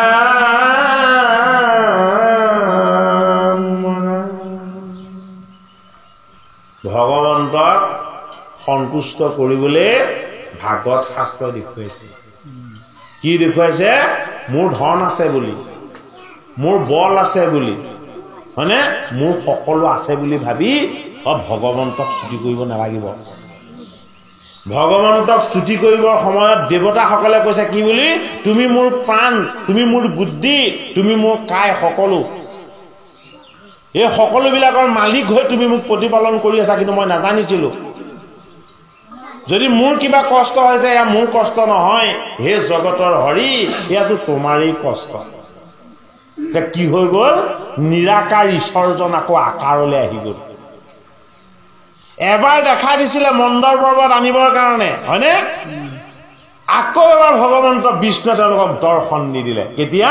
এই মন্দৰটো যেতিয়া তেওঁলোকক দাঙিব নোৱাৰা হৈ গ'ল। গতিকে বিষ্ণুক দৰ্শন পাবলৈ হলে কেনেকে দেখা পাব লাগিব? স্তুতি আৰু উপাসনাৰে দেখা পাব লাগিব। সন্মুখত আহি ঈশ্বৰ কেতিয়াও ৰৈ নিদিয়ে। এতিয়া দুলৰী চন্দত আমাক দিছে, দেৱসৱৰ স্তুতিত সন্তুষ্ট হৈ ভগৱন্তৰ আবিৰ্ভাৱ। হে দেৱৰ দুৰ্গতি দেখি লক্ষ্মীপতি, আৰোহিলা গৰুৰত, নিজৰ ৰূপ ধৰি তৈতে শ্ৰীহৰি, তেখনে ভৈলা বেকত।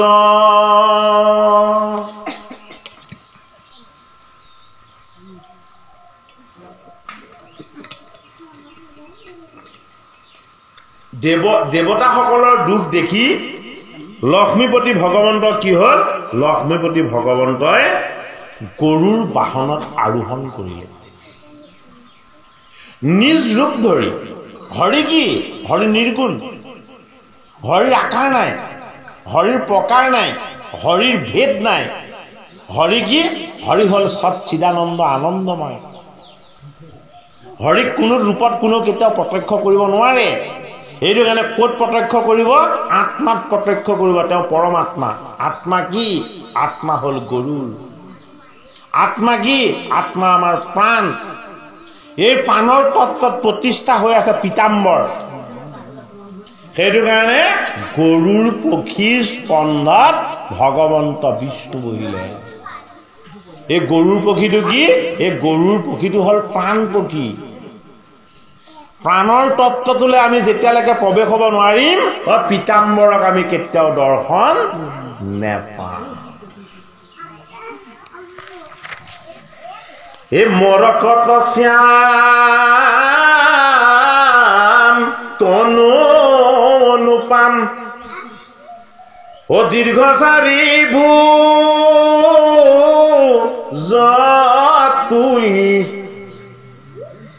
ধৰি আছা কষ্ট, গাৱে পিত বস্ত্ৰ, মেঘত যেন বিজুলি,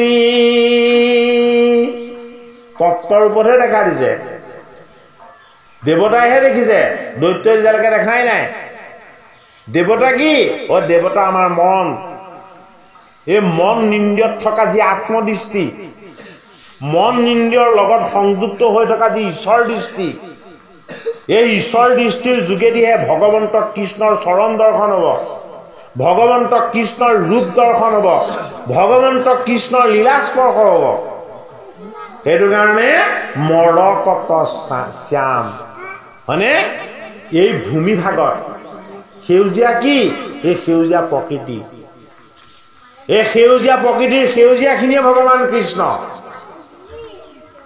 কি ৰূপত দেখিলে তোমাক এই জগত ৰূপত দেখা পাইছো তনু অনুপাম আমাৰ এটা কাই আছে তোমাৰ কি তোমাৰ অনন্ত কাই যিমান তিন তৰু লতিকা জীৱ এই সকলোবিলাক কেৱল তুমি এই সকলোবিলাকৰ মাজত কি হৈ আছে ধৰি আছা অস্ত প্ৰত্যেকৰ লগতে তেওঁ দেৱদণ্ড হৈ এফালে জন্মৰে আৰম্ভ হৈছে এফালে মৃত্যুদণ্ড ধাৰণ কৰি আছে তেওঁ জম হৈ গাৱে পীতবস্ত্ৰ জগতৰ হৰিয়ে বোলে বস্ত্ৰ এভাগ পিন্ধি আছে চাবই নোৱাৰি চকু চাট মাৰি ধৰে হয়নে এই পীতবস্ত্ৰ কি আত্মা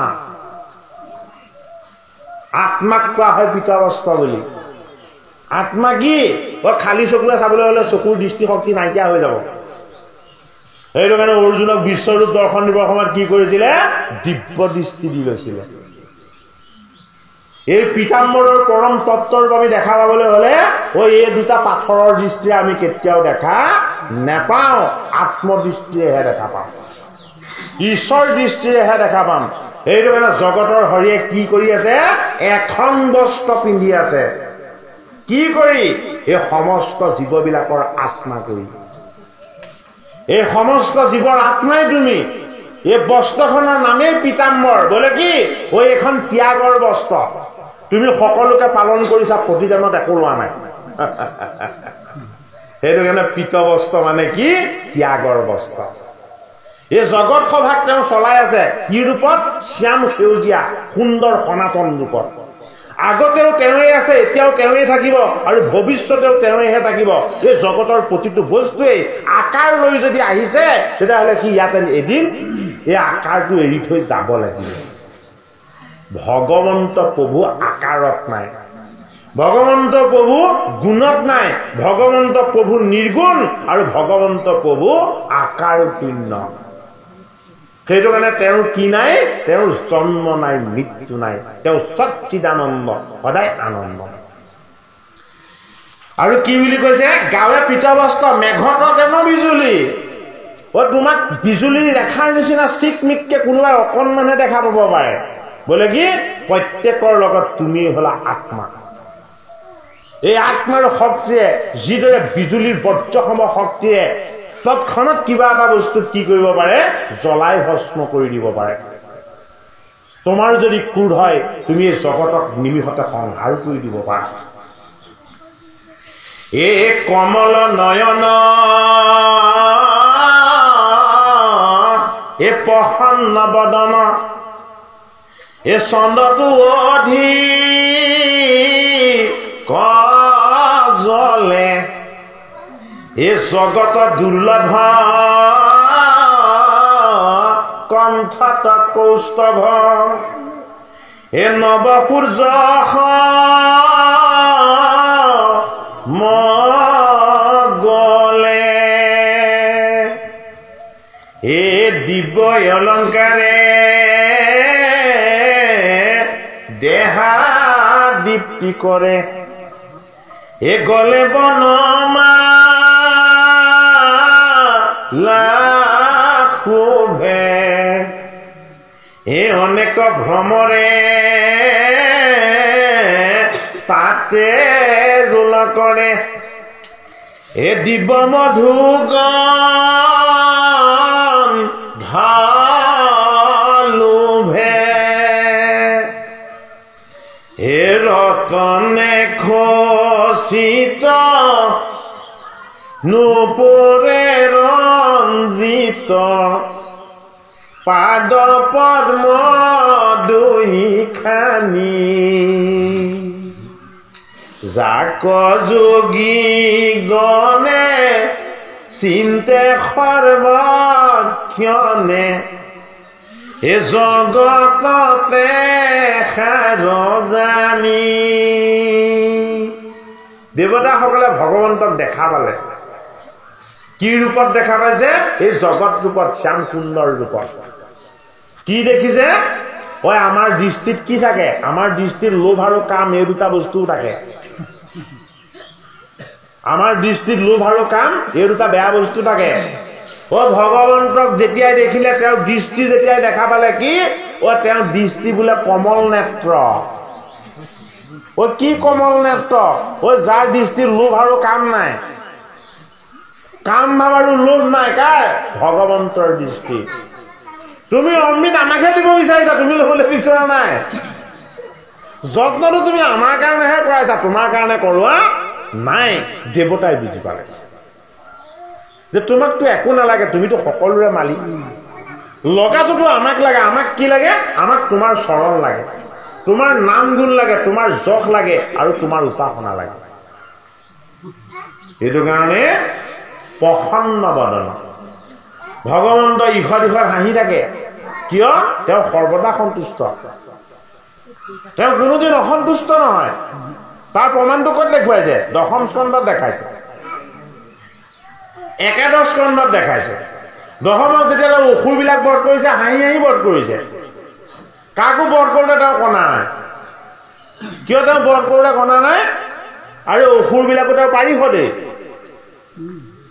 এই কাইৰূপী বন্ধনৰ পৰা মই তোমাক মুক্ত কৰি দিছো। তোমাৰ কাৰণে দুখৰ, মোৰ কাৰণে আনন্দৰ। সেইটো কাৰণে ভগৱন্ত প্ৰভুৰ শ্ৰীমুখ সদায় কি? আনন্দিত আৰু প্ৰসন্ন।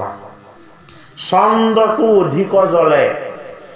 তোমাৰ মুখৰ পৰা দিব্য জ্যোতি প্ৰকাশ পায়। এই জ্যোতিয়ে জগতক পবিত্ৰ কৰে। কোনে স্তুতি কৰিছে? দেৱতাসকলে স্তুতি কৰিছে। হে শৰীৰ দীপিতি এ দেখন্তে টিপিতি এ তলুক মোহ নবেশ হে কুটি কাম দেবে এ উচ্চৰ নপাৱে হে প্ৰকাশন্ত কেশ বোলে তোমাৰ চৰণত কি আছে? তোমাৰ চৰণত ৰুঞ্জুন ৰুঞ্জুন নুপুৰ বাজি আছে। এই নুপুৰত কি বাজে? তোমাৰ ৰামকৃষ্ণ নাম বাজি থাকে। ভগৱন্ত কৃষ্ণৰ চৰণত পিন্ধি থকা নুপুৰত কি বাজি থাকে? ৰাম কৃষ্ণ হৰি আদি নামবিলাক বাজি থাকে তেওঁৰ নুপুৰত। সেইটো কাৰণে তেওঁ ৰত্নৰ নুপুৰ পৰিধান কৰি আছে। আৰু কি কৰিছে? যে তোমাক দৰ্শন পালে কায় বাক্য মন সকলো সন্তুষ্ট হৈ যায়। কিয় সন্তুষ্ট হৈ যায়? তুমি গোটেই তিনি লোককে মোহিত কৰি ৰাখিছা। স্বৰ্গ মৰ্ত্য পাতাল এই তিনি লোকে কেৱল তোমালৈকে চাই থাকে। তুমি সকলোকে মোহিত কৰি ৰাখিছা। বোলে তোমাৰ বেশটো কি? তোমাৰ বেশটো হ'ল মোহন। মোহন মানে কি? সকলোকে তুমি মোহিত কৰিব পাৰা। কুটি কামদেৱে ওচৰ নপাৱে। এজন কামদেৱক দেখিলে কামিনীসকলৰ তৎ নাইকিয়া হয়। হে ভগৱন্ত প্ৰভু, তুমি কোটি কামদেৱতকৈও সুন্দৰ। অথচ কি? অথচ তোমাক দেখা পালে কাৰো কামনা জাগ্ৰত নহয়। তোমাক দেখা পালে কি হয়? যিসকলৰ কামনা আছে সেই কামনা দূৰ হৈ যায়। তোমাৰ ৰূপটো কি? তোমাৰ ৰূপটো নিষ্কাম। তত্ত্বৰ ৰূপটো কথা আমাক কৈছে। হে মাধৱক পাইল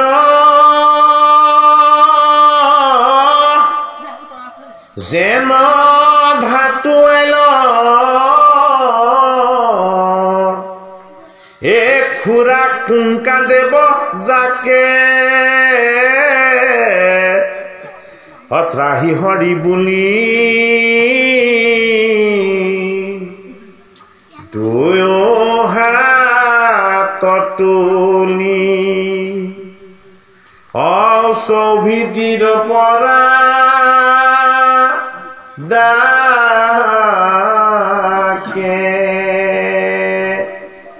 দেৱতা আৰু অসুৰৰ কিমান ভাগ্য চাওক। অকণমান কষ্ট পাইছিলে, মন্দৰ পৰ্বতটো দাঙি আনি কেকু জেকুকে কষ্ট কৰিছিলে, কিন্তু দেখা কাক পালে? সমস্ত দুখ দূৰ কৰি দিয়াজনক দৰ্শন পাই গ'ল। ভগৱন্ত বিষ্ণুক দৰ্শন পাই গ'ল। বিষ্ণুৱে কি বুজাইছে? বিষ্ণুৱে বুজাইছে মোক দেখা পাবলৈ অকণমান কষ্ট কৰিব লাগিব। বিনা কষ্টত মোক দৰ্শন নহ'ব, মোৰ স্পৰ্শ নহ'ব। হে দেৱৰ বিভৎস এ দেখি আছি বৎস, এ কৰিলা কষ্ট অনেক, এ চকু ফুৰাই চাইলা এ তেখনে জীয়াইলা, অমৃতক দেৱ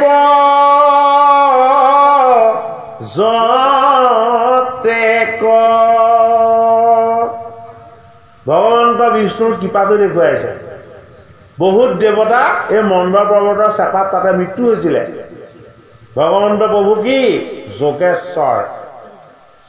যোগীসকলে তেওঁক তপস্যা কৰিহে, সাধনা কৰিহে যোগী হ'ব পাৰে।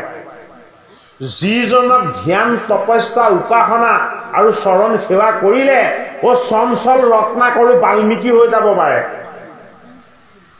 হয়নে? সেইজন যোগেশ্বৰ কৃষ্ণৰ দৰ্শন হোৱাৰ পাছত কি হ'ল? তেওঁৰ দৃষ্টিত অমৃত আছে। কি কৰিলে?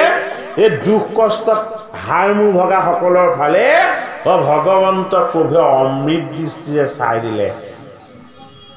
সকলো মৃতসকল আকৌ চৈতন্য হৈ গ'ল, আগতকে সুস্থ সবল আৰু বলৱান হৈ গ'ল। কিয়? তোমালোকক মই মাৰিব লাগিব, তাৰ পাছত আকৌ জীয়াব লাগিব। এবাৰ মৰিলে আকৌ দিছে নে নাই? হয়নে? তত্ত্বটো কি? আমিও নিজকে এবাৰ মাৰিব লাগিব। যেতিয়ালৈকে নিজক এবাৰ মাৰি নলম তেতিয়ালৈকে আমি চৈতন্য হ'ব নোৱাৰিম, চৈতন্য কৃষ্ণৰ ভাগ পাব নোৱাৰিম। নিজক মৰাটো পাণদণ্ডৰে মৰা কথা কোৱা নাই। কিহেৰে মাৰিব লাগিব?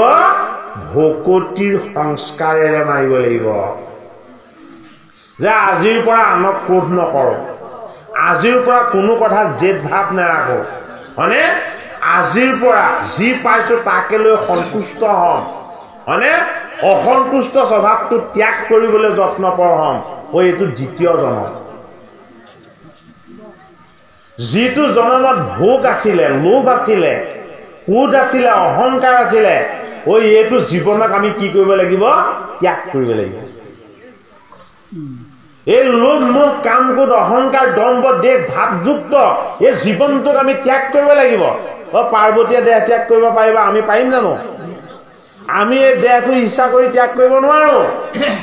এই দেহটোক ৰাখিব লাগিব লগত, কিন্তু দেহৰ লগত থকা যিবিলাক বেয়া বদগুণ, যিবিলাক বেয়া স্বভাৱ আছিলে, বেয়া আচৰণ আছিলে, এই আচৰণবিলাকক আমি গুৰুৰ চৰণ সেৱা কৰি, ভগৱন্তৰ চৰণ উপাসনা কৰি, এই ভাগৱত শাস্ত্ৰ আৰু গীতা শাস্ত্ৰৰ উপদেশ আৰু আচাৰ্যৰূপী আজ্ঞা মানি আমি কি কৰিব লাগিব? নিজৰ বেয়াবিলাকক বিনাশ কৰিব লাগিব। কেনেকে বিনাশ হ'ব? ঈশ্বৰৰ অমৃত দৃষ্টি পৰিব লাগিব। যদি ভগৱন্ত প্ৰভুৰ জীৱৰ প্ৰতি অমৃত দৃষ্টি পৰে, লোভটো নাইকিয়া হ'ব, ক্ৰোধটো আঁতৰ হ'ব, অহংকাৰ দূৰ হ'ব, সহিষ্ণু হ'ব আৰু ক্ষমাশীল হ'ব। এইবিলাক কাৰ গুণ? এইবিলাক ভগৱন্ত প্ৰভুৰ গুণ। গতিকে আমি কথাখিনি বাস্তৱ দৃষ্টিৰে বুজিব লাগিব। এই বাস্তৱ ঈশ্বৰ তত্ত্বৰ জ্ঞানটো আমি কি কৰিব লাগিব? ল'ব লাগিব। আজিলৈকে ক্ৰোধত একো ভাল কাম সাধন হোৱা নাই। যিমান সৎকৰ্ম সাধন হৈছে ক্ষমাৰ কাৰণে, দয়াৰ কাৰণে, কৰুণাৰ কাৰণে আৰু কৃপাৰ কাৰণেহে হৈছে। ক্ৰোধ, অহংকাৰ আৰু বলেৰে কাকো বশ কৰিব পৰা নাযায়, কিন্তু প্ৰেমেৰে সকলোকে বশ কৰিব পৰা যায়। হয়নে বাৰু সেইটো কাৰণে ভগৱান কৃষ্ণই কি বুলি কৈছে মই গোপীৰ প্ৰেম মূৰ্তি ৰামে কি বুলি কৈছে যে মই বান্দৰ আৰু ভালুক বিলাকৰ সত্য মূৰ্তি আত্মা পৰমাত্মা গতিকে ঈশ্বৰৰ নিৰ্গুণ মূৰ্তিটো আমাৰ মাজত যিবিলাক বেয়া গুণ আছে এই বেয়া গুণবিলাকক বিকাৰবিলাকক আমি আঁতৰ কৰিবৰ কাৰণে কি কৰিব লাগিব সংস্কাৰ ৰূপত আমি অনুশীলন কৰিবলৈ যত্ন কৰিব লাগিব হে যত দৈত্য মানে মৰি আছে প্ৰাণে এ সবেশে হিম ৰহিলা এ কৃষ্ণ প্ৰসাদত এ দেৱ গণজত এ দুনাই পূৰ্ব ত ভৈলা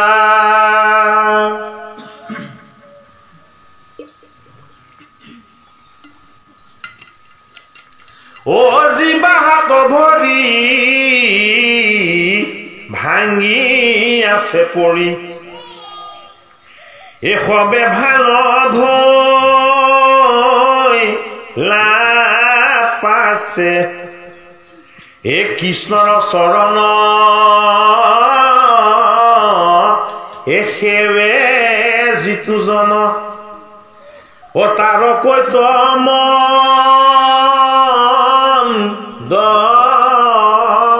আছে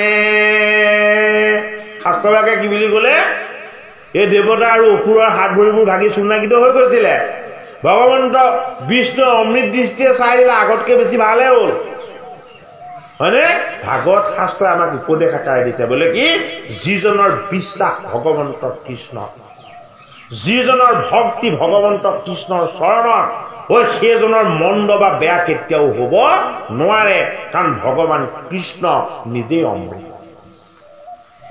অনন্তৰে হৰি বাম হাতে ধৰি মন্দৰ তুলি আনি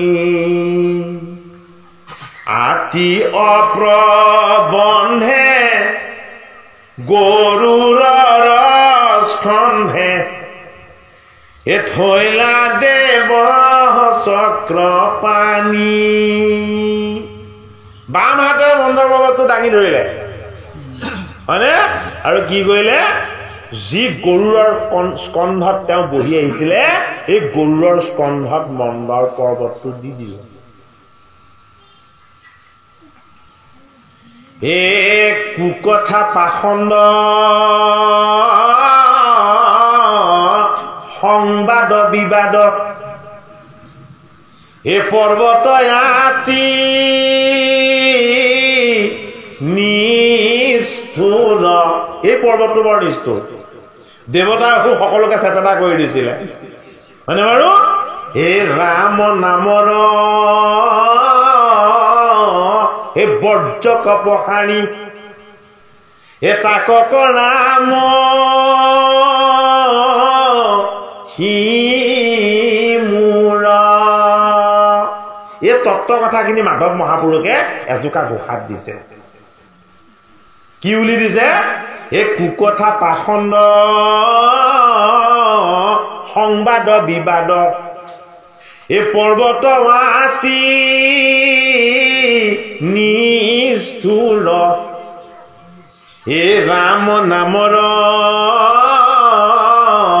এই বৰ্জক পখাৰী এ তাকক ৰাম সি মোৰ কু কথা পাখণ্ড বোলে কি ই এনেকুৱা কৰিলে ই তেনেকুৱা কৰিলে ই তেনেকুৱা কৰিলে এইবিলাক বেয়া কথা আনৰ দুখ খুচৰা আনৰ দুখ পাতি থকা এইবিলাকে আমাৰ নিজৰ পাপ সঞ্চয় কৰে আমি যদি আনৰ কথা বেয়াকে পাতো সেইজন পাপ মুক্ত হৈ যায় সেই পাপবিলাকে আমাক গ্ৰাস কৰে সেইটো কাৰণে কাৰো কথা বেয়াকে আলোচনা কৰিব নালাগে। এই কুকথাবিলাকে পাপৰ কাৰণ। সেইটো কাৰণে মাধৱ মহাপুৰুষে কি বুলি কৈছে? কুকথা পাখণ্ড সংবাদ বিবাদ। ঈশ্বৰ কথাৰ বাহিৰে বেলেগ কথাত সংবাদো কৰিব নালাগে, বিবাদো কৰিব নালাগে। বোলে কি তোমাক চলাই আছে ৰামে, পৰমাত্মাই, পৰম ঈশ্বৰে। এই পৰম ঈশ্বৰৰ নাম লোৱা, ৰাম নামৰ বৰ্জক পকাৰী তাক কৰা বকিব। আমাৰ ওচৰলৈ যিবিলাক কুকথা পাখণ্ড ৰূপী পাপ আহিছিলে, এইবিলাকক আমি ৰাম নামৰ বৰ্জৰূপী শক্তিৰ দ্বাৰা কি কৰিব লাগে? আঁতৰ কৰি পঠিয়াব লাগে। ভগৱন্ত যদি সন্তুষ্ট হয় তেতিয়াহ'লে কোনেও একো কৰিব নোৱাৰে। যদি আমাৰ দুখ ভগৱন্তই দিছে, যদি আমাৰ সুখ আৰু আনন্দ ভগৱন্তই দিছে, হয়নে? এই সকলোবিলাকৰ মালিক কোন? এই সকলোবিলাকৰ মালিক ভগৱান নিজেই। আমি বেলেগক মালিক পাতি পেলাই বেলেগক দোষাৰোপ কৰাৰ কোনো প্ৰয়োজন নাই। যদি মোৰ দুখ যন্ত্ৰণা আৰু কষ্ট হৈছে, হে দৈৱকী নন্দন কৃষ্ণ, এয়া তোমাৰ ইচ্ছা, হয়নে? দুখত বহুত সুখ আছে, সুখত বহুত কষ্ট আছে। তাৰ প্ৰমাণ ৰাৱণ যেতিয়ালৈকে অকল পুৰোহিত হৈ আছিলে তেতিয়ালৈকে ঠিকেই আছিলে। ৰাৱণ যিদিনাখনে লংকাৰ ৰজা হ'ল সেইদিনাখনে বেয়া হৈ গ'ল। বিশ্বস্তবাৰ পুত্ৰ ব্ৰাহ্মণ আছিলে, হয়নে? এসময়ত বৈকুণ্ঠৰ পাৰিষদ আছিলে। বৈকুণ্ঠৰ পাৰিষদজন আহি বিশ্বস্তবাৰ ব্ৰাহ্মণৰ ঔৰসত ন কেশীৰ গৰ্ভত ৰাক্ষস কুলত জন্ম ল'ব লগা হ'ল, হয়নে? আমাৰ স্বভাৱবিলাক যাতে ৰাক্ষসৰ নিচিনা নহয়। ৰাক্ষস মানেনো কি? যি সদায় অকল নিজলৈকে ৰাখে সেইজন ৰাক্ষস। বেলেগক ৰাক্ষস বুলি কৈ একো লাভ নাই। কেৱল মোৰে হওক, মোৰে বাহক, হয়নে? মোৰে জয় জয় ময় হৈ যাওক, বেলেগৰ একো হ'ব নালাগে, এইজন ৰাক্ষস। ৰাৱণক ইমান প্ৰয়োজন হৈ গ'ল যে মই সীতাক ধনুভংগ কৰিহে ল'ব নোৱাৰিলো, হৰণ কৰি আনিম মায়া বিদ্যাৰে, হয় নে নহয়? গতিকে আমি ভকতিৰ সংস্কাৰৰ দ্বাৰা ভগৱন্ত প্ৰভুৱে কি কৰিলে? বাম হাতখনেৰে সৈতে দেৱতা আৰু অসুৰে দুই শক্তিয়ে দাঙিব নোৱাৰা এই মন্দৰ পৰ্বতটো তুলি ক'ত দিলে? গৰুৰৰ স্কন্ধত দিলে। গৰুৰ কি? গৰুৰ আমাক ধাৰণ কৰা আত্মা। এই আত্মাৰ শক্তিক বুঢ়াব লাগিব কি? আমাৰ এই মনৰূপী মন্দৰ পৰ্বতটো। এই মনৰূপী মন্দৰ পৰ্বতটোৱে ভগৱান ঈশ্বৰ কৃষ্ণ নিজেই। এইটো কাৰণে মনেই মন্দৰ। আমি বুজিব লাগিব, অমৃত মন্থন কৰিবৰ কাৰণে কাৰ শক্তি লাগিব? মনৰ শক্তি লাগিব। মন মনা ভৱমদ ভুক্তা ইউজি মাম নমস্কুৰো মাম এব বৈশ্বসিয়কতা বানম আত্মনম মৎপৰায়ণ। গতিকে মনটো ভাল কৰি ৰাখিবলৈ মনটো বেয়া বস্তুত দি থলে নহব, মনটো বেয়াৰ ফালে নি থাকিলে নহব। এইটো কাৰণে এই শ্লোক জনাত অৰ্জুনক কৈছে ভগৱান কৃষ্ণই, মোক একো দিব নালাগে, তুমি মোৰ চব আছে, তোমাৰ পৰা মোৰ পাবলৈ একো নাই, হয়নে? অৰ্জুনক কৈছে যদি তুমি পাৰা মনটো মোক দিবা। মনটো মোক দি কি কৰিবা? মোক পূজা কৰিবা, মোক উপাসনা কৰিবা, মোক স্মৰণ কৰিবা। বোলে কি? দুখবিলাক আঁতৰ হৈ যাব, মোকে পাই যাবা। এইটো কাৰণে মন কি? মন হল মন্দৰ। এই মনৰূপী মন্দৰক কেতিয়াও দাঙিব নোৱাৰে আমাৰ দেহৰ বলেৰে। এই মনৰূপী মন্দৰক কেতিয়াও দাঙি উঠাব নোৱাৰে কিহেৰে? আমাৰ মনৰ বলেৰে। দেহ আৰু মন দুইটা শক্তি প্ৰয়োগ কৰিও আমাৰ মনক স্থিৰ কৰিব পৰা নহয়। সেইকাৰণে মনক স্থিৰ কৰিবলৈ কাৰ আশ্ৰয় ল'ব লাগিব? গুৰুৰ আশ্ৰয় ল'ব লাগিব। এই গুৰুৱেই হ'ল গৰুৰ, গৰুৰেই হ'ল আত্মা। যেতিয়ালৈকে আত্মা আৰু পৰমাত্মাৰ শক্তি আমাৰ হৃদয়ত অনুভৱ নহব, তেতিয়ালৈকে মন ঘূৰা দৌৰি থাকিব। কলৈ? মৃগয়াৰ ফালে। এই মন ঘূৰা মৃগয়াৰ ফালে ধাৱমান হৈ থাকিব। এই মৃগয়া কৰিবলৈ গৈ পৰীক্ষিত অভিসম্পাত লাভ কৰি এই গংগাৰ পাতে ভাগত শুনি থকা নাই জানো? হয়নে বাৰু? গতিকে মনৰ শক্তিটো বুজাইছে। বোলে কি? যদি মুঠ নিদিয়া, যদি তুমি তোমাৰ সংসাৰত দিয়া, বিষয়ত দিয়া, মনটো যদি ভোগত দিয়া, তেতিয়াহ'লে মই তোমাক কিমান অথন্তৰ ঘটাম চাই লোৱা। কি কৰিলে? প্ৰথম ৰথত উঠাই মৃগৰ পাছত দৌৰালে। সেয়াই নাতিলে, এটাও মৃগ নাপালে, ঋষিৰ আশ্ৰমলৈ নিলে। ঋষিৰ আশ্ৰমত নিয়াৰ পাছতো তাতো অকাৰ্য কৰালে। বোলে কি? এই শুদ্ধ ঋষিৰ গলত তুমি অশুদ্ধ মৰা সাপ মেৰিয়াই অপবিত্ৰ কৰি দিয়া। মৰা সাপটো মেৰিয়াই তাতো নাতিলে, আকৌ গালি শপনি পাৰিলে। হয়নে? সমীকৰ পুত্ৰ চিংগি জাঙুৰ খাই উঠিলে।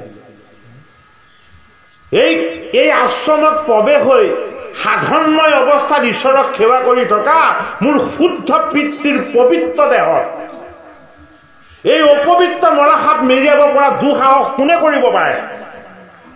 এইজন জগতত জীয়াই থাকিলে আৰু অকল্যাণ হ'ব। ঋষিৰ আশ্ৰমত আহি শুদ্ধ সাধনা কৰা ঋষিজনক যদি মৰা সাপ মেৰিয়াই অপবিত্ৰ কৰে, এইজন জীয়াই থাকিব নালাগে, 7 দিনতে মৃত্যু হওক তেওঁ। পাণ্ডৱৰ নাতিনো তেনে হ'ব লাগেনে? যাৰ সভাসত ভগৱান কৃষ্ণ আছিলে।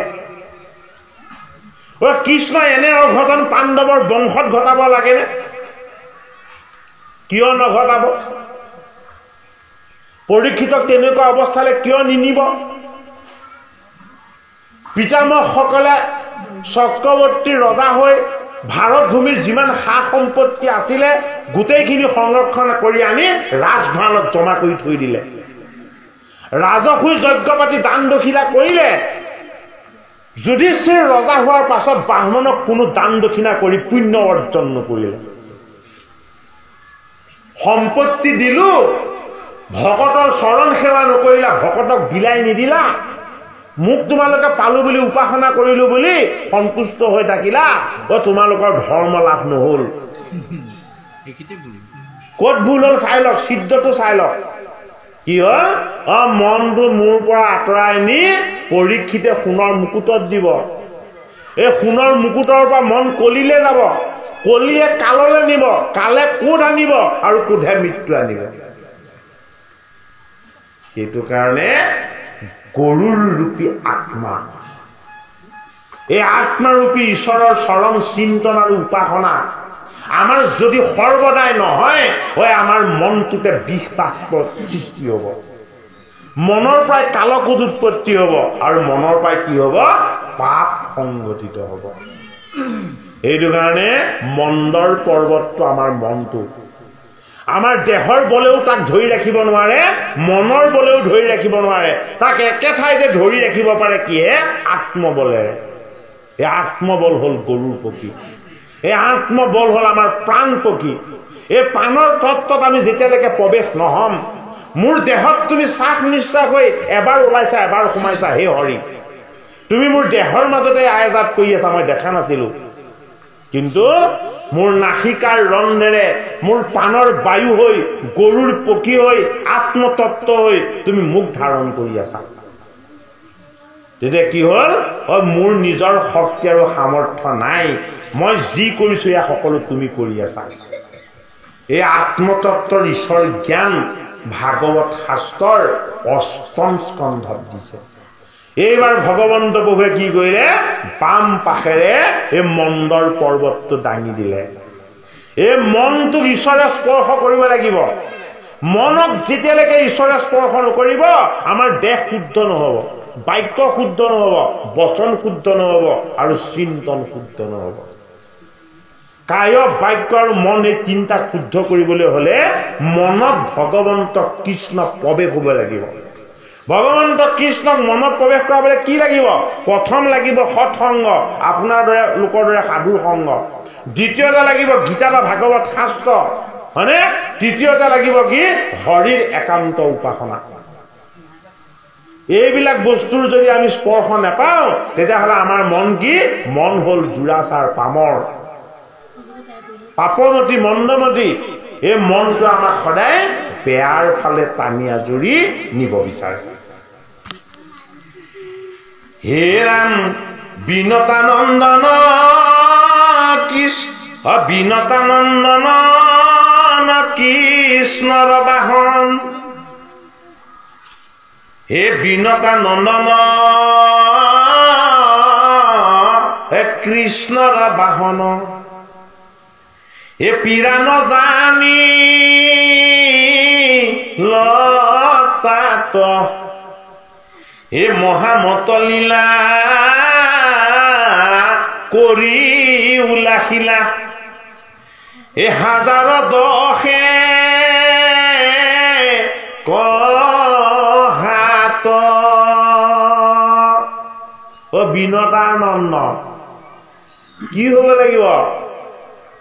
আত্মা, মংগলৰো মংগল, মংগল, কোমলৰো কোমল, সুকুমলৰো সুকুমল। কি? আত্মা, পৰমাত্মা। এই পৰমাত্মাৰ তত্ত্বক আমাৰ প্ৰাণত প্ৰতিষ্ঠা কৰি আমি তাক যদি কেনেবাকৈ উপাসনা কৰিবলৈ হয়, আমাৰ প্ৰথম স্বভাৱ হ'ব লাগিব কি? বিনম্ৰ, কোমল, নিৰ্মল আৰু সৰল। এইটোকে কোৱা হ'লে বিনতা সুদ বুলি। এই শুদ্ধ ভাৱবিলাক যেতিয়ালৈকে আমাৰ লগত নাথাকিব, তেতিয়ালৈকে গৰুৰ কেতুৱে সহস্ৰ হাতেৰে সৈতে আমাক কেতিয়াও ৰক্ষা কৰিবলৈ নাহিব। আহি গ'ল। গৰুৰৰ কি হ'ল? দেহৰ সহস্ৰ হাত সৃষ্টি হৈ গ'ল।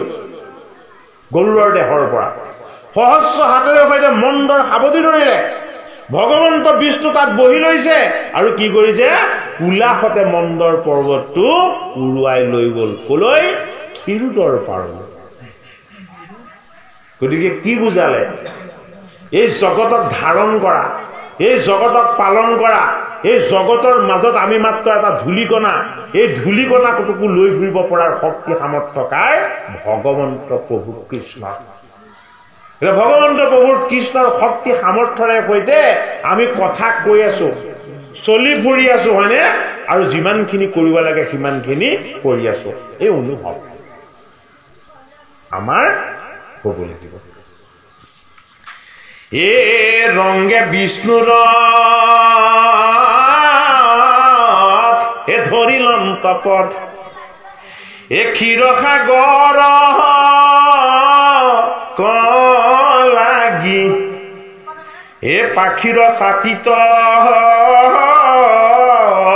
এ পৰিল মাটিত, ও শালতা লবি ভাগি। ও সৰুবিলাক, সৰু বন গছ বিলাকতো চব ধূলি হৈ গ'ল। ও যিবিলাক ডাঙৰ ডাঙৰ বিষ আছিলে, কি? ও এবিধ শাল, এবিধ তাল। কি বুজাইছে? ও শাল হ'ল আমাৰ অলৰচৰ স্বভাৱটো। জগত পৰিৱৰ্তন হৈ যাব, আমি পৰিৱৰ্তন নহওঁ। এইটো শাল গছ, হয়নে নহয়? প্ৰতীক অৰ্থত, হয়নে? ও এজোপা তাল, তাৰ বৈশিষ্ট্য কি? ও যি ৰোৱে সি খাবলৈ নাপায়। তাল লাগোতে 100 বছৰ লাগে, হয়নে নহয়? গতিকে আমি কিবা এটা কৰিলে তাৰ পৰা কি আশা কৰো? সদায় ফল আশা কৰো, কিবা এটা প্ৰাপ্ত কৰা আশা কৰো, হয়নে? ফলৰ আশাৰ পৰা মুক্ত কৰি দিয়াটো কি? এই তাল গছত নিধন কৰা। এফালে শাল, আকুৰ গুজ স্বভাৱ, এফালে তাল, ফল পাবই লাগিব, এনেকুৱা ভাৱ। সেইটো কাৰণে গৰুৰ পাখিৰ শক্তিত কি হৈছে? এই শাল তাল বিলাক সকলো চুৰমাৰ হৈ গৈছে। এয়া কাৰ শক্তি? পৰমাত্মাৰ শক্তি। হে আনু পৰ্বতৰ এ খসিয়া শিখৰ, এ পৰে গৰাগ ৰি বাতি, এ চৰণৰ জাম্পে আতি ভূমিকাম্পে এ জল পলাই মাটি ফাটি হে দেৱ দৈত্য ছয় এ ভৈলন্ত বিস্ময় এ অদ্ভুত দে কি আতি এ মুখ্য মানে এ ধৰিলা যোগানে এ বান্ধিয়া ঘাগ ৰি গাতি এ মাধৱ কবেৰী যায় হাত জুৰি এ দেৱে দৈতে দৃষ্টি এ কৃষ্ণৰ ক্ষীৰত এ সিদ্ধ মুনিজত অকৰি যান্ত পুষ্পবৃষ্টি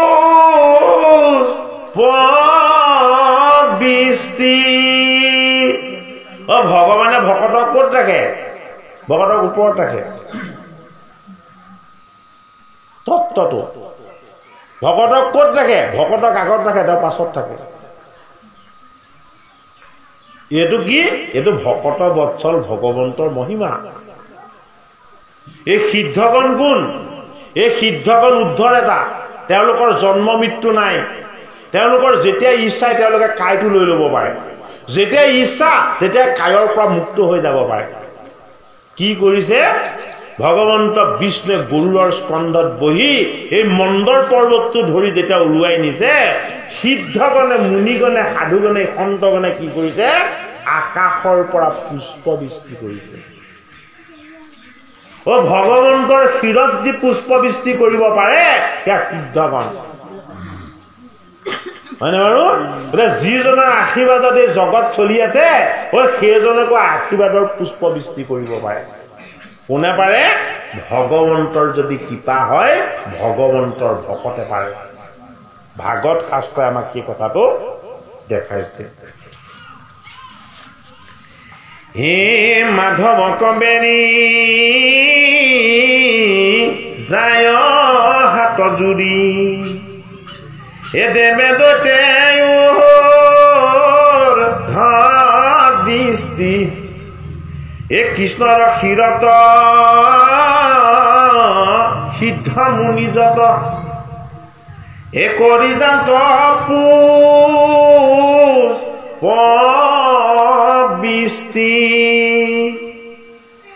এ ব্ৰহ্মা প্ৰজাপতি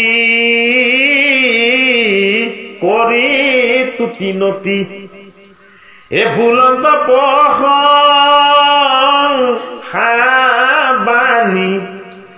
ও ক্ষীৰ সাগৰৰ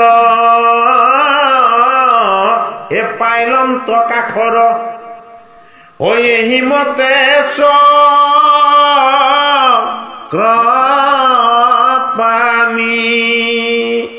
সময় হৈছে নেকি বাৰু? ৰাখিব হৈছে ন? অকণমান আছে, পাঠ কৰি ৰাখিব। হে পাছে নাৰায়ণে নামি তাবক্ষণে অতিৰত পৰ্বত থৈলা হে আশ্বাসিয়াই আনি দিলন্ত মেলানি এ গৰুৰ ঘৰ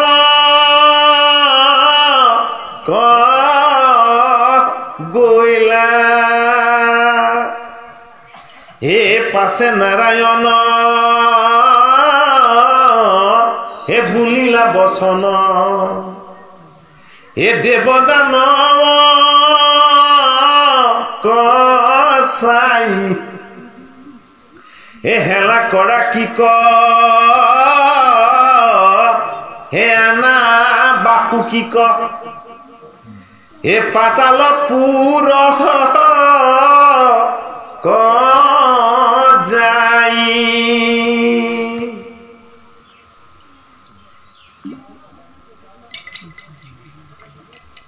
এতিয়া মন্দৰটো ভগৱন্ত প্ৰভুৱে আনি দিলে হয়নে এই মন্দৰটোক মেৰিয়াই ল'ব পৰাকৈ এডাল ৰছী লাগিব হয়নে নহয় ইমান ডাঙৰ ৰছী ক'ত পাব এটা পৰ্বত মেৰিয়াব পৰা জানে যে দেৱতা আৰু অসুৰে এতিয়া ৰছী বিচাৰি হাহাকাৰ কৰিব এইটো কাৰণে দেৱতাসকলক কৈ দিলে হে এতিয়া পাতাললৈ যোৱা বোলে কি বাসুকীক লৈ আহাগে এই বাসুকীয়ে গোটেই পাতালখন জুৰি আছে এতিয়া বাসুকীক লেজু হিচাপে ল'ব লাগিব হয়নে এই গোটেইখিনি কিন্তু দেহৰ তত্ত্বহে সমুদ্ৰ মন্থনৰ তত্ত্বটো কি দেহৰ তত্ত্ব মন্দৰ আমাৰ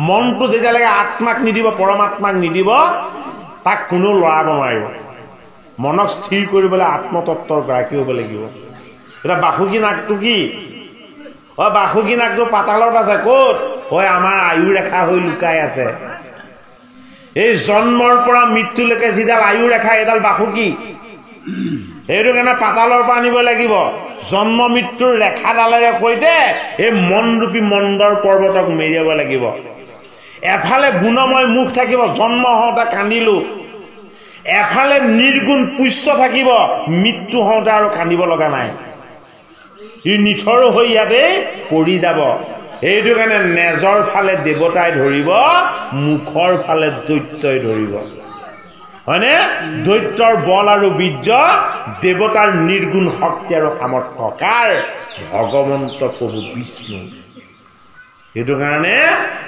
বাসুকী নাগক আনিবলৈ আমি কলৈ যাব লাগিব পাতাললৈ যাব লাগিব এই আমাৰ আয়ু ৰেখাডাল পানৰ তত্ত্ব ক'ত প্ৰতিষ্ঠা হৈ আছে এই দেহৰ ৰুমে ৰুমে কোহে কোহে ৰন্ধে ৰন্ধে প্ৰতিষ্ঠা হৈ আছে এইটো কাৰণে জন্ম হ'ল এটা মূৰ মৃত্যু হ'ল এটা মূৰ এই দুইটা মূৰ লগ লগালে কি হ'ব বাসুকী নাগ হ'ব এই জন্ম মৃত্যুৰ ৰেখাডালেই হ'ল কি পাতালত থকা বাসুকী নাগ সেইটো কাৰণে আয়ু ৰেখা এই আয়ু ৰেখাডালেৰে সৈতে মন্দৰ বান্ধিব লাগিব এই মন্দৰ হ'ল শুদ্ধ মন এই মনটোক ক'ত ৰাখিব লাগিব সমুদ্ৰত দিলে এতিয়া পৰ্বত কি হ'ব হুৰুককে তললৈ সোমাই যাব সমুদ্ৰত আশ্ৰয় দিয়া নহ'ল মনটোকহে আনি দিয়া হ'ল হয়নে আশ্ৰয় লাগিব আশ্ৰয় হ'ল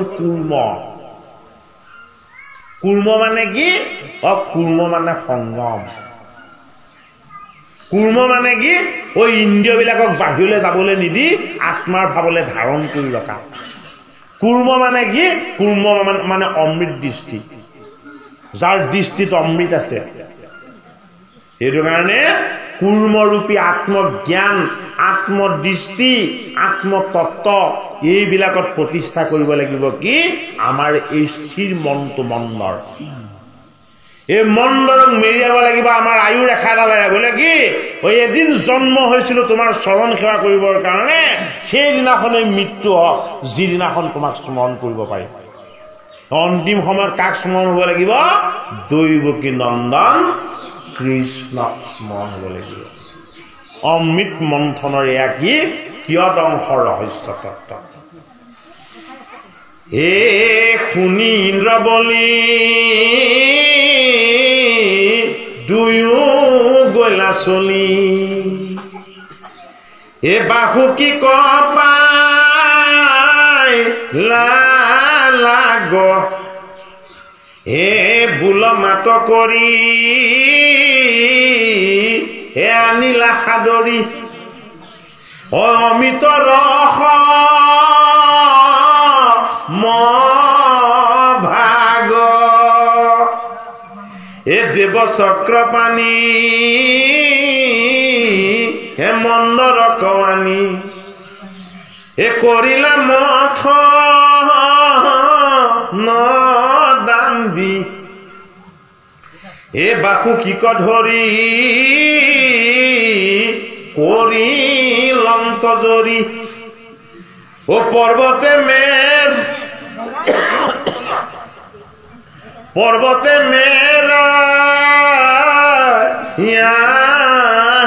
গান্ধী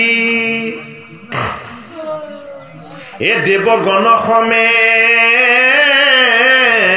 এ ধৰিলা প্ৰথমে মাধৱে শিৰ বহিতি হে দৈত্যক বুলন্ত এ ধৰা লাঙ্গুলন্ত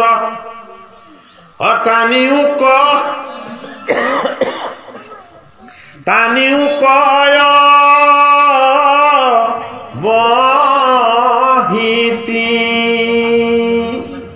এ বিষ্ণুৱে ক'লে হেৰা দৈত্যসকল এ তোমালোকে নিগুৰৰ ফালে ধৰা দৈত্যসকলক ক'ত ধৰিবলৈ গ'লে তোমালোকে নিগুৰৰ ফালে ধৰা আৰু দেৱতাসকলে ক'ত ধৰা দেৱতাসকলে মুখৰ ফালে ধৰা হয়নে বাৰু দৈত্যসকল টাঙোন খাই উঠিলে ভগৱান বিষ্ণুৱে আমাক এতিয়াও ভেঙুচালি কৰিবলৈ এৰা নাই যিফালেদি বাসুকী মল মূত্ৰ আদি ওলাব সেইফালে আমাক ধৰিবলৈ কৈছে হয়নে আৰু দেৱতাবিলাকক ক'ত ধৰিবলৈ কৈছে দেৱতাবিলাকক মুখৰ ফালে ধৰিবলৈ কৈছে এতিয়া অসুবিলাকে ক'লে এইটো নহ'ব বোলে কি আমি মুখৰ ফালে ধৰিম দেৱতাবিলাকক নেজৰ ফালে নিগুৰৰ ফালে ধৰিবলৈ দিয়া তেতিয়া বিষ্ণুৱে হাঁহিছে অসন্তজনে ভগৱন্তই যিটো কয় সেইটো নকৰে সন্তজনে ভগৱন্তই যিটো কয় সেইটো স্বীকাৰ কৰে কমপ্লেইন কিন্তু দেৱতাসকলে নকৰিলে ভগৱন্ত বিষ্ণুৱে আমাক য'ত ধাৰণ কৰিবলৈ দিছে আমি তাতেই ধৰিম দৈত্যসকল আকৌ বুজ নাই আমি উচ্চ ফালে নধৰো এতিয়া বিষ্ণুৱে হাঁহি হাঁহি কৈছে ঠিক আছে তোমালোকৰ যিটো ইচ্ছা সেইটোকে কৰা হয়নে বাৰু আমাৰ দৈত্য হ'ল আমাৰ এই দেহটো আমাৰ দৈত্য হ'ল আসুৰী স্বভাৱৰ এই কাইটো হয়নে দেৱতা হ'ল আমাৰ মনটো হয়নে দেহক বেছি খাবলৈ নালাগে মনটোক বেছিকে লাগে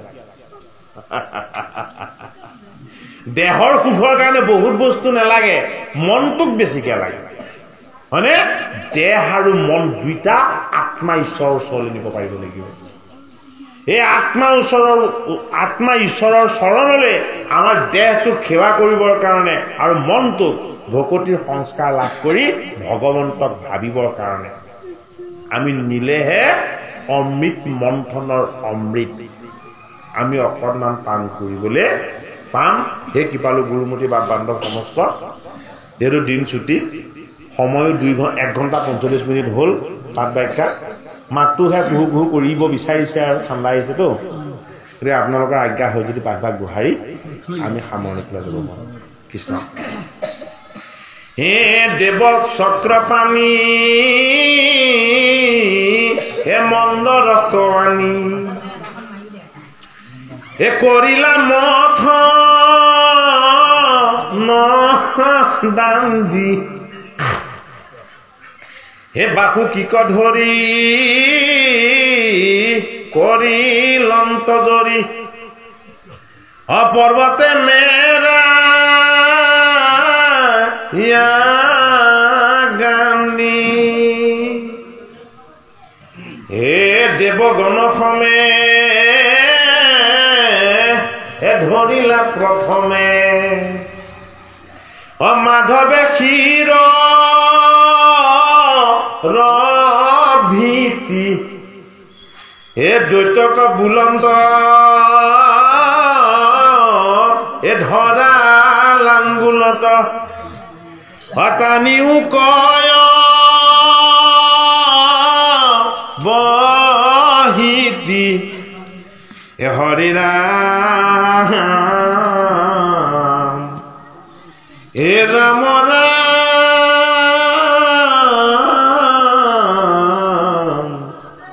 ৰাম ৰাম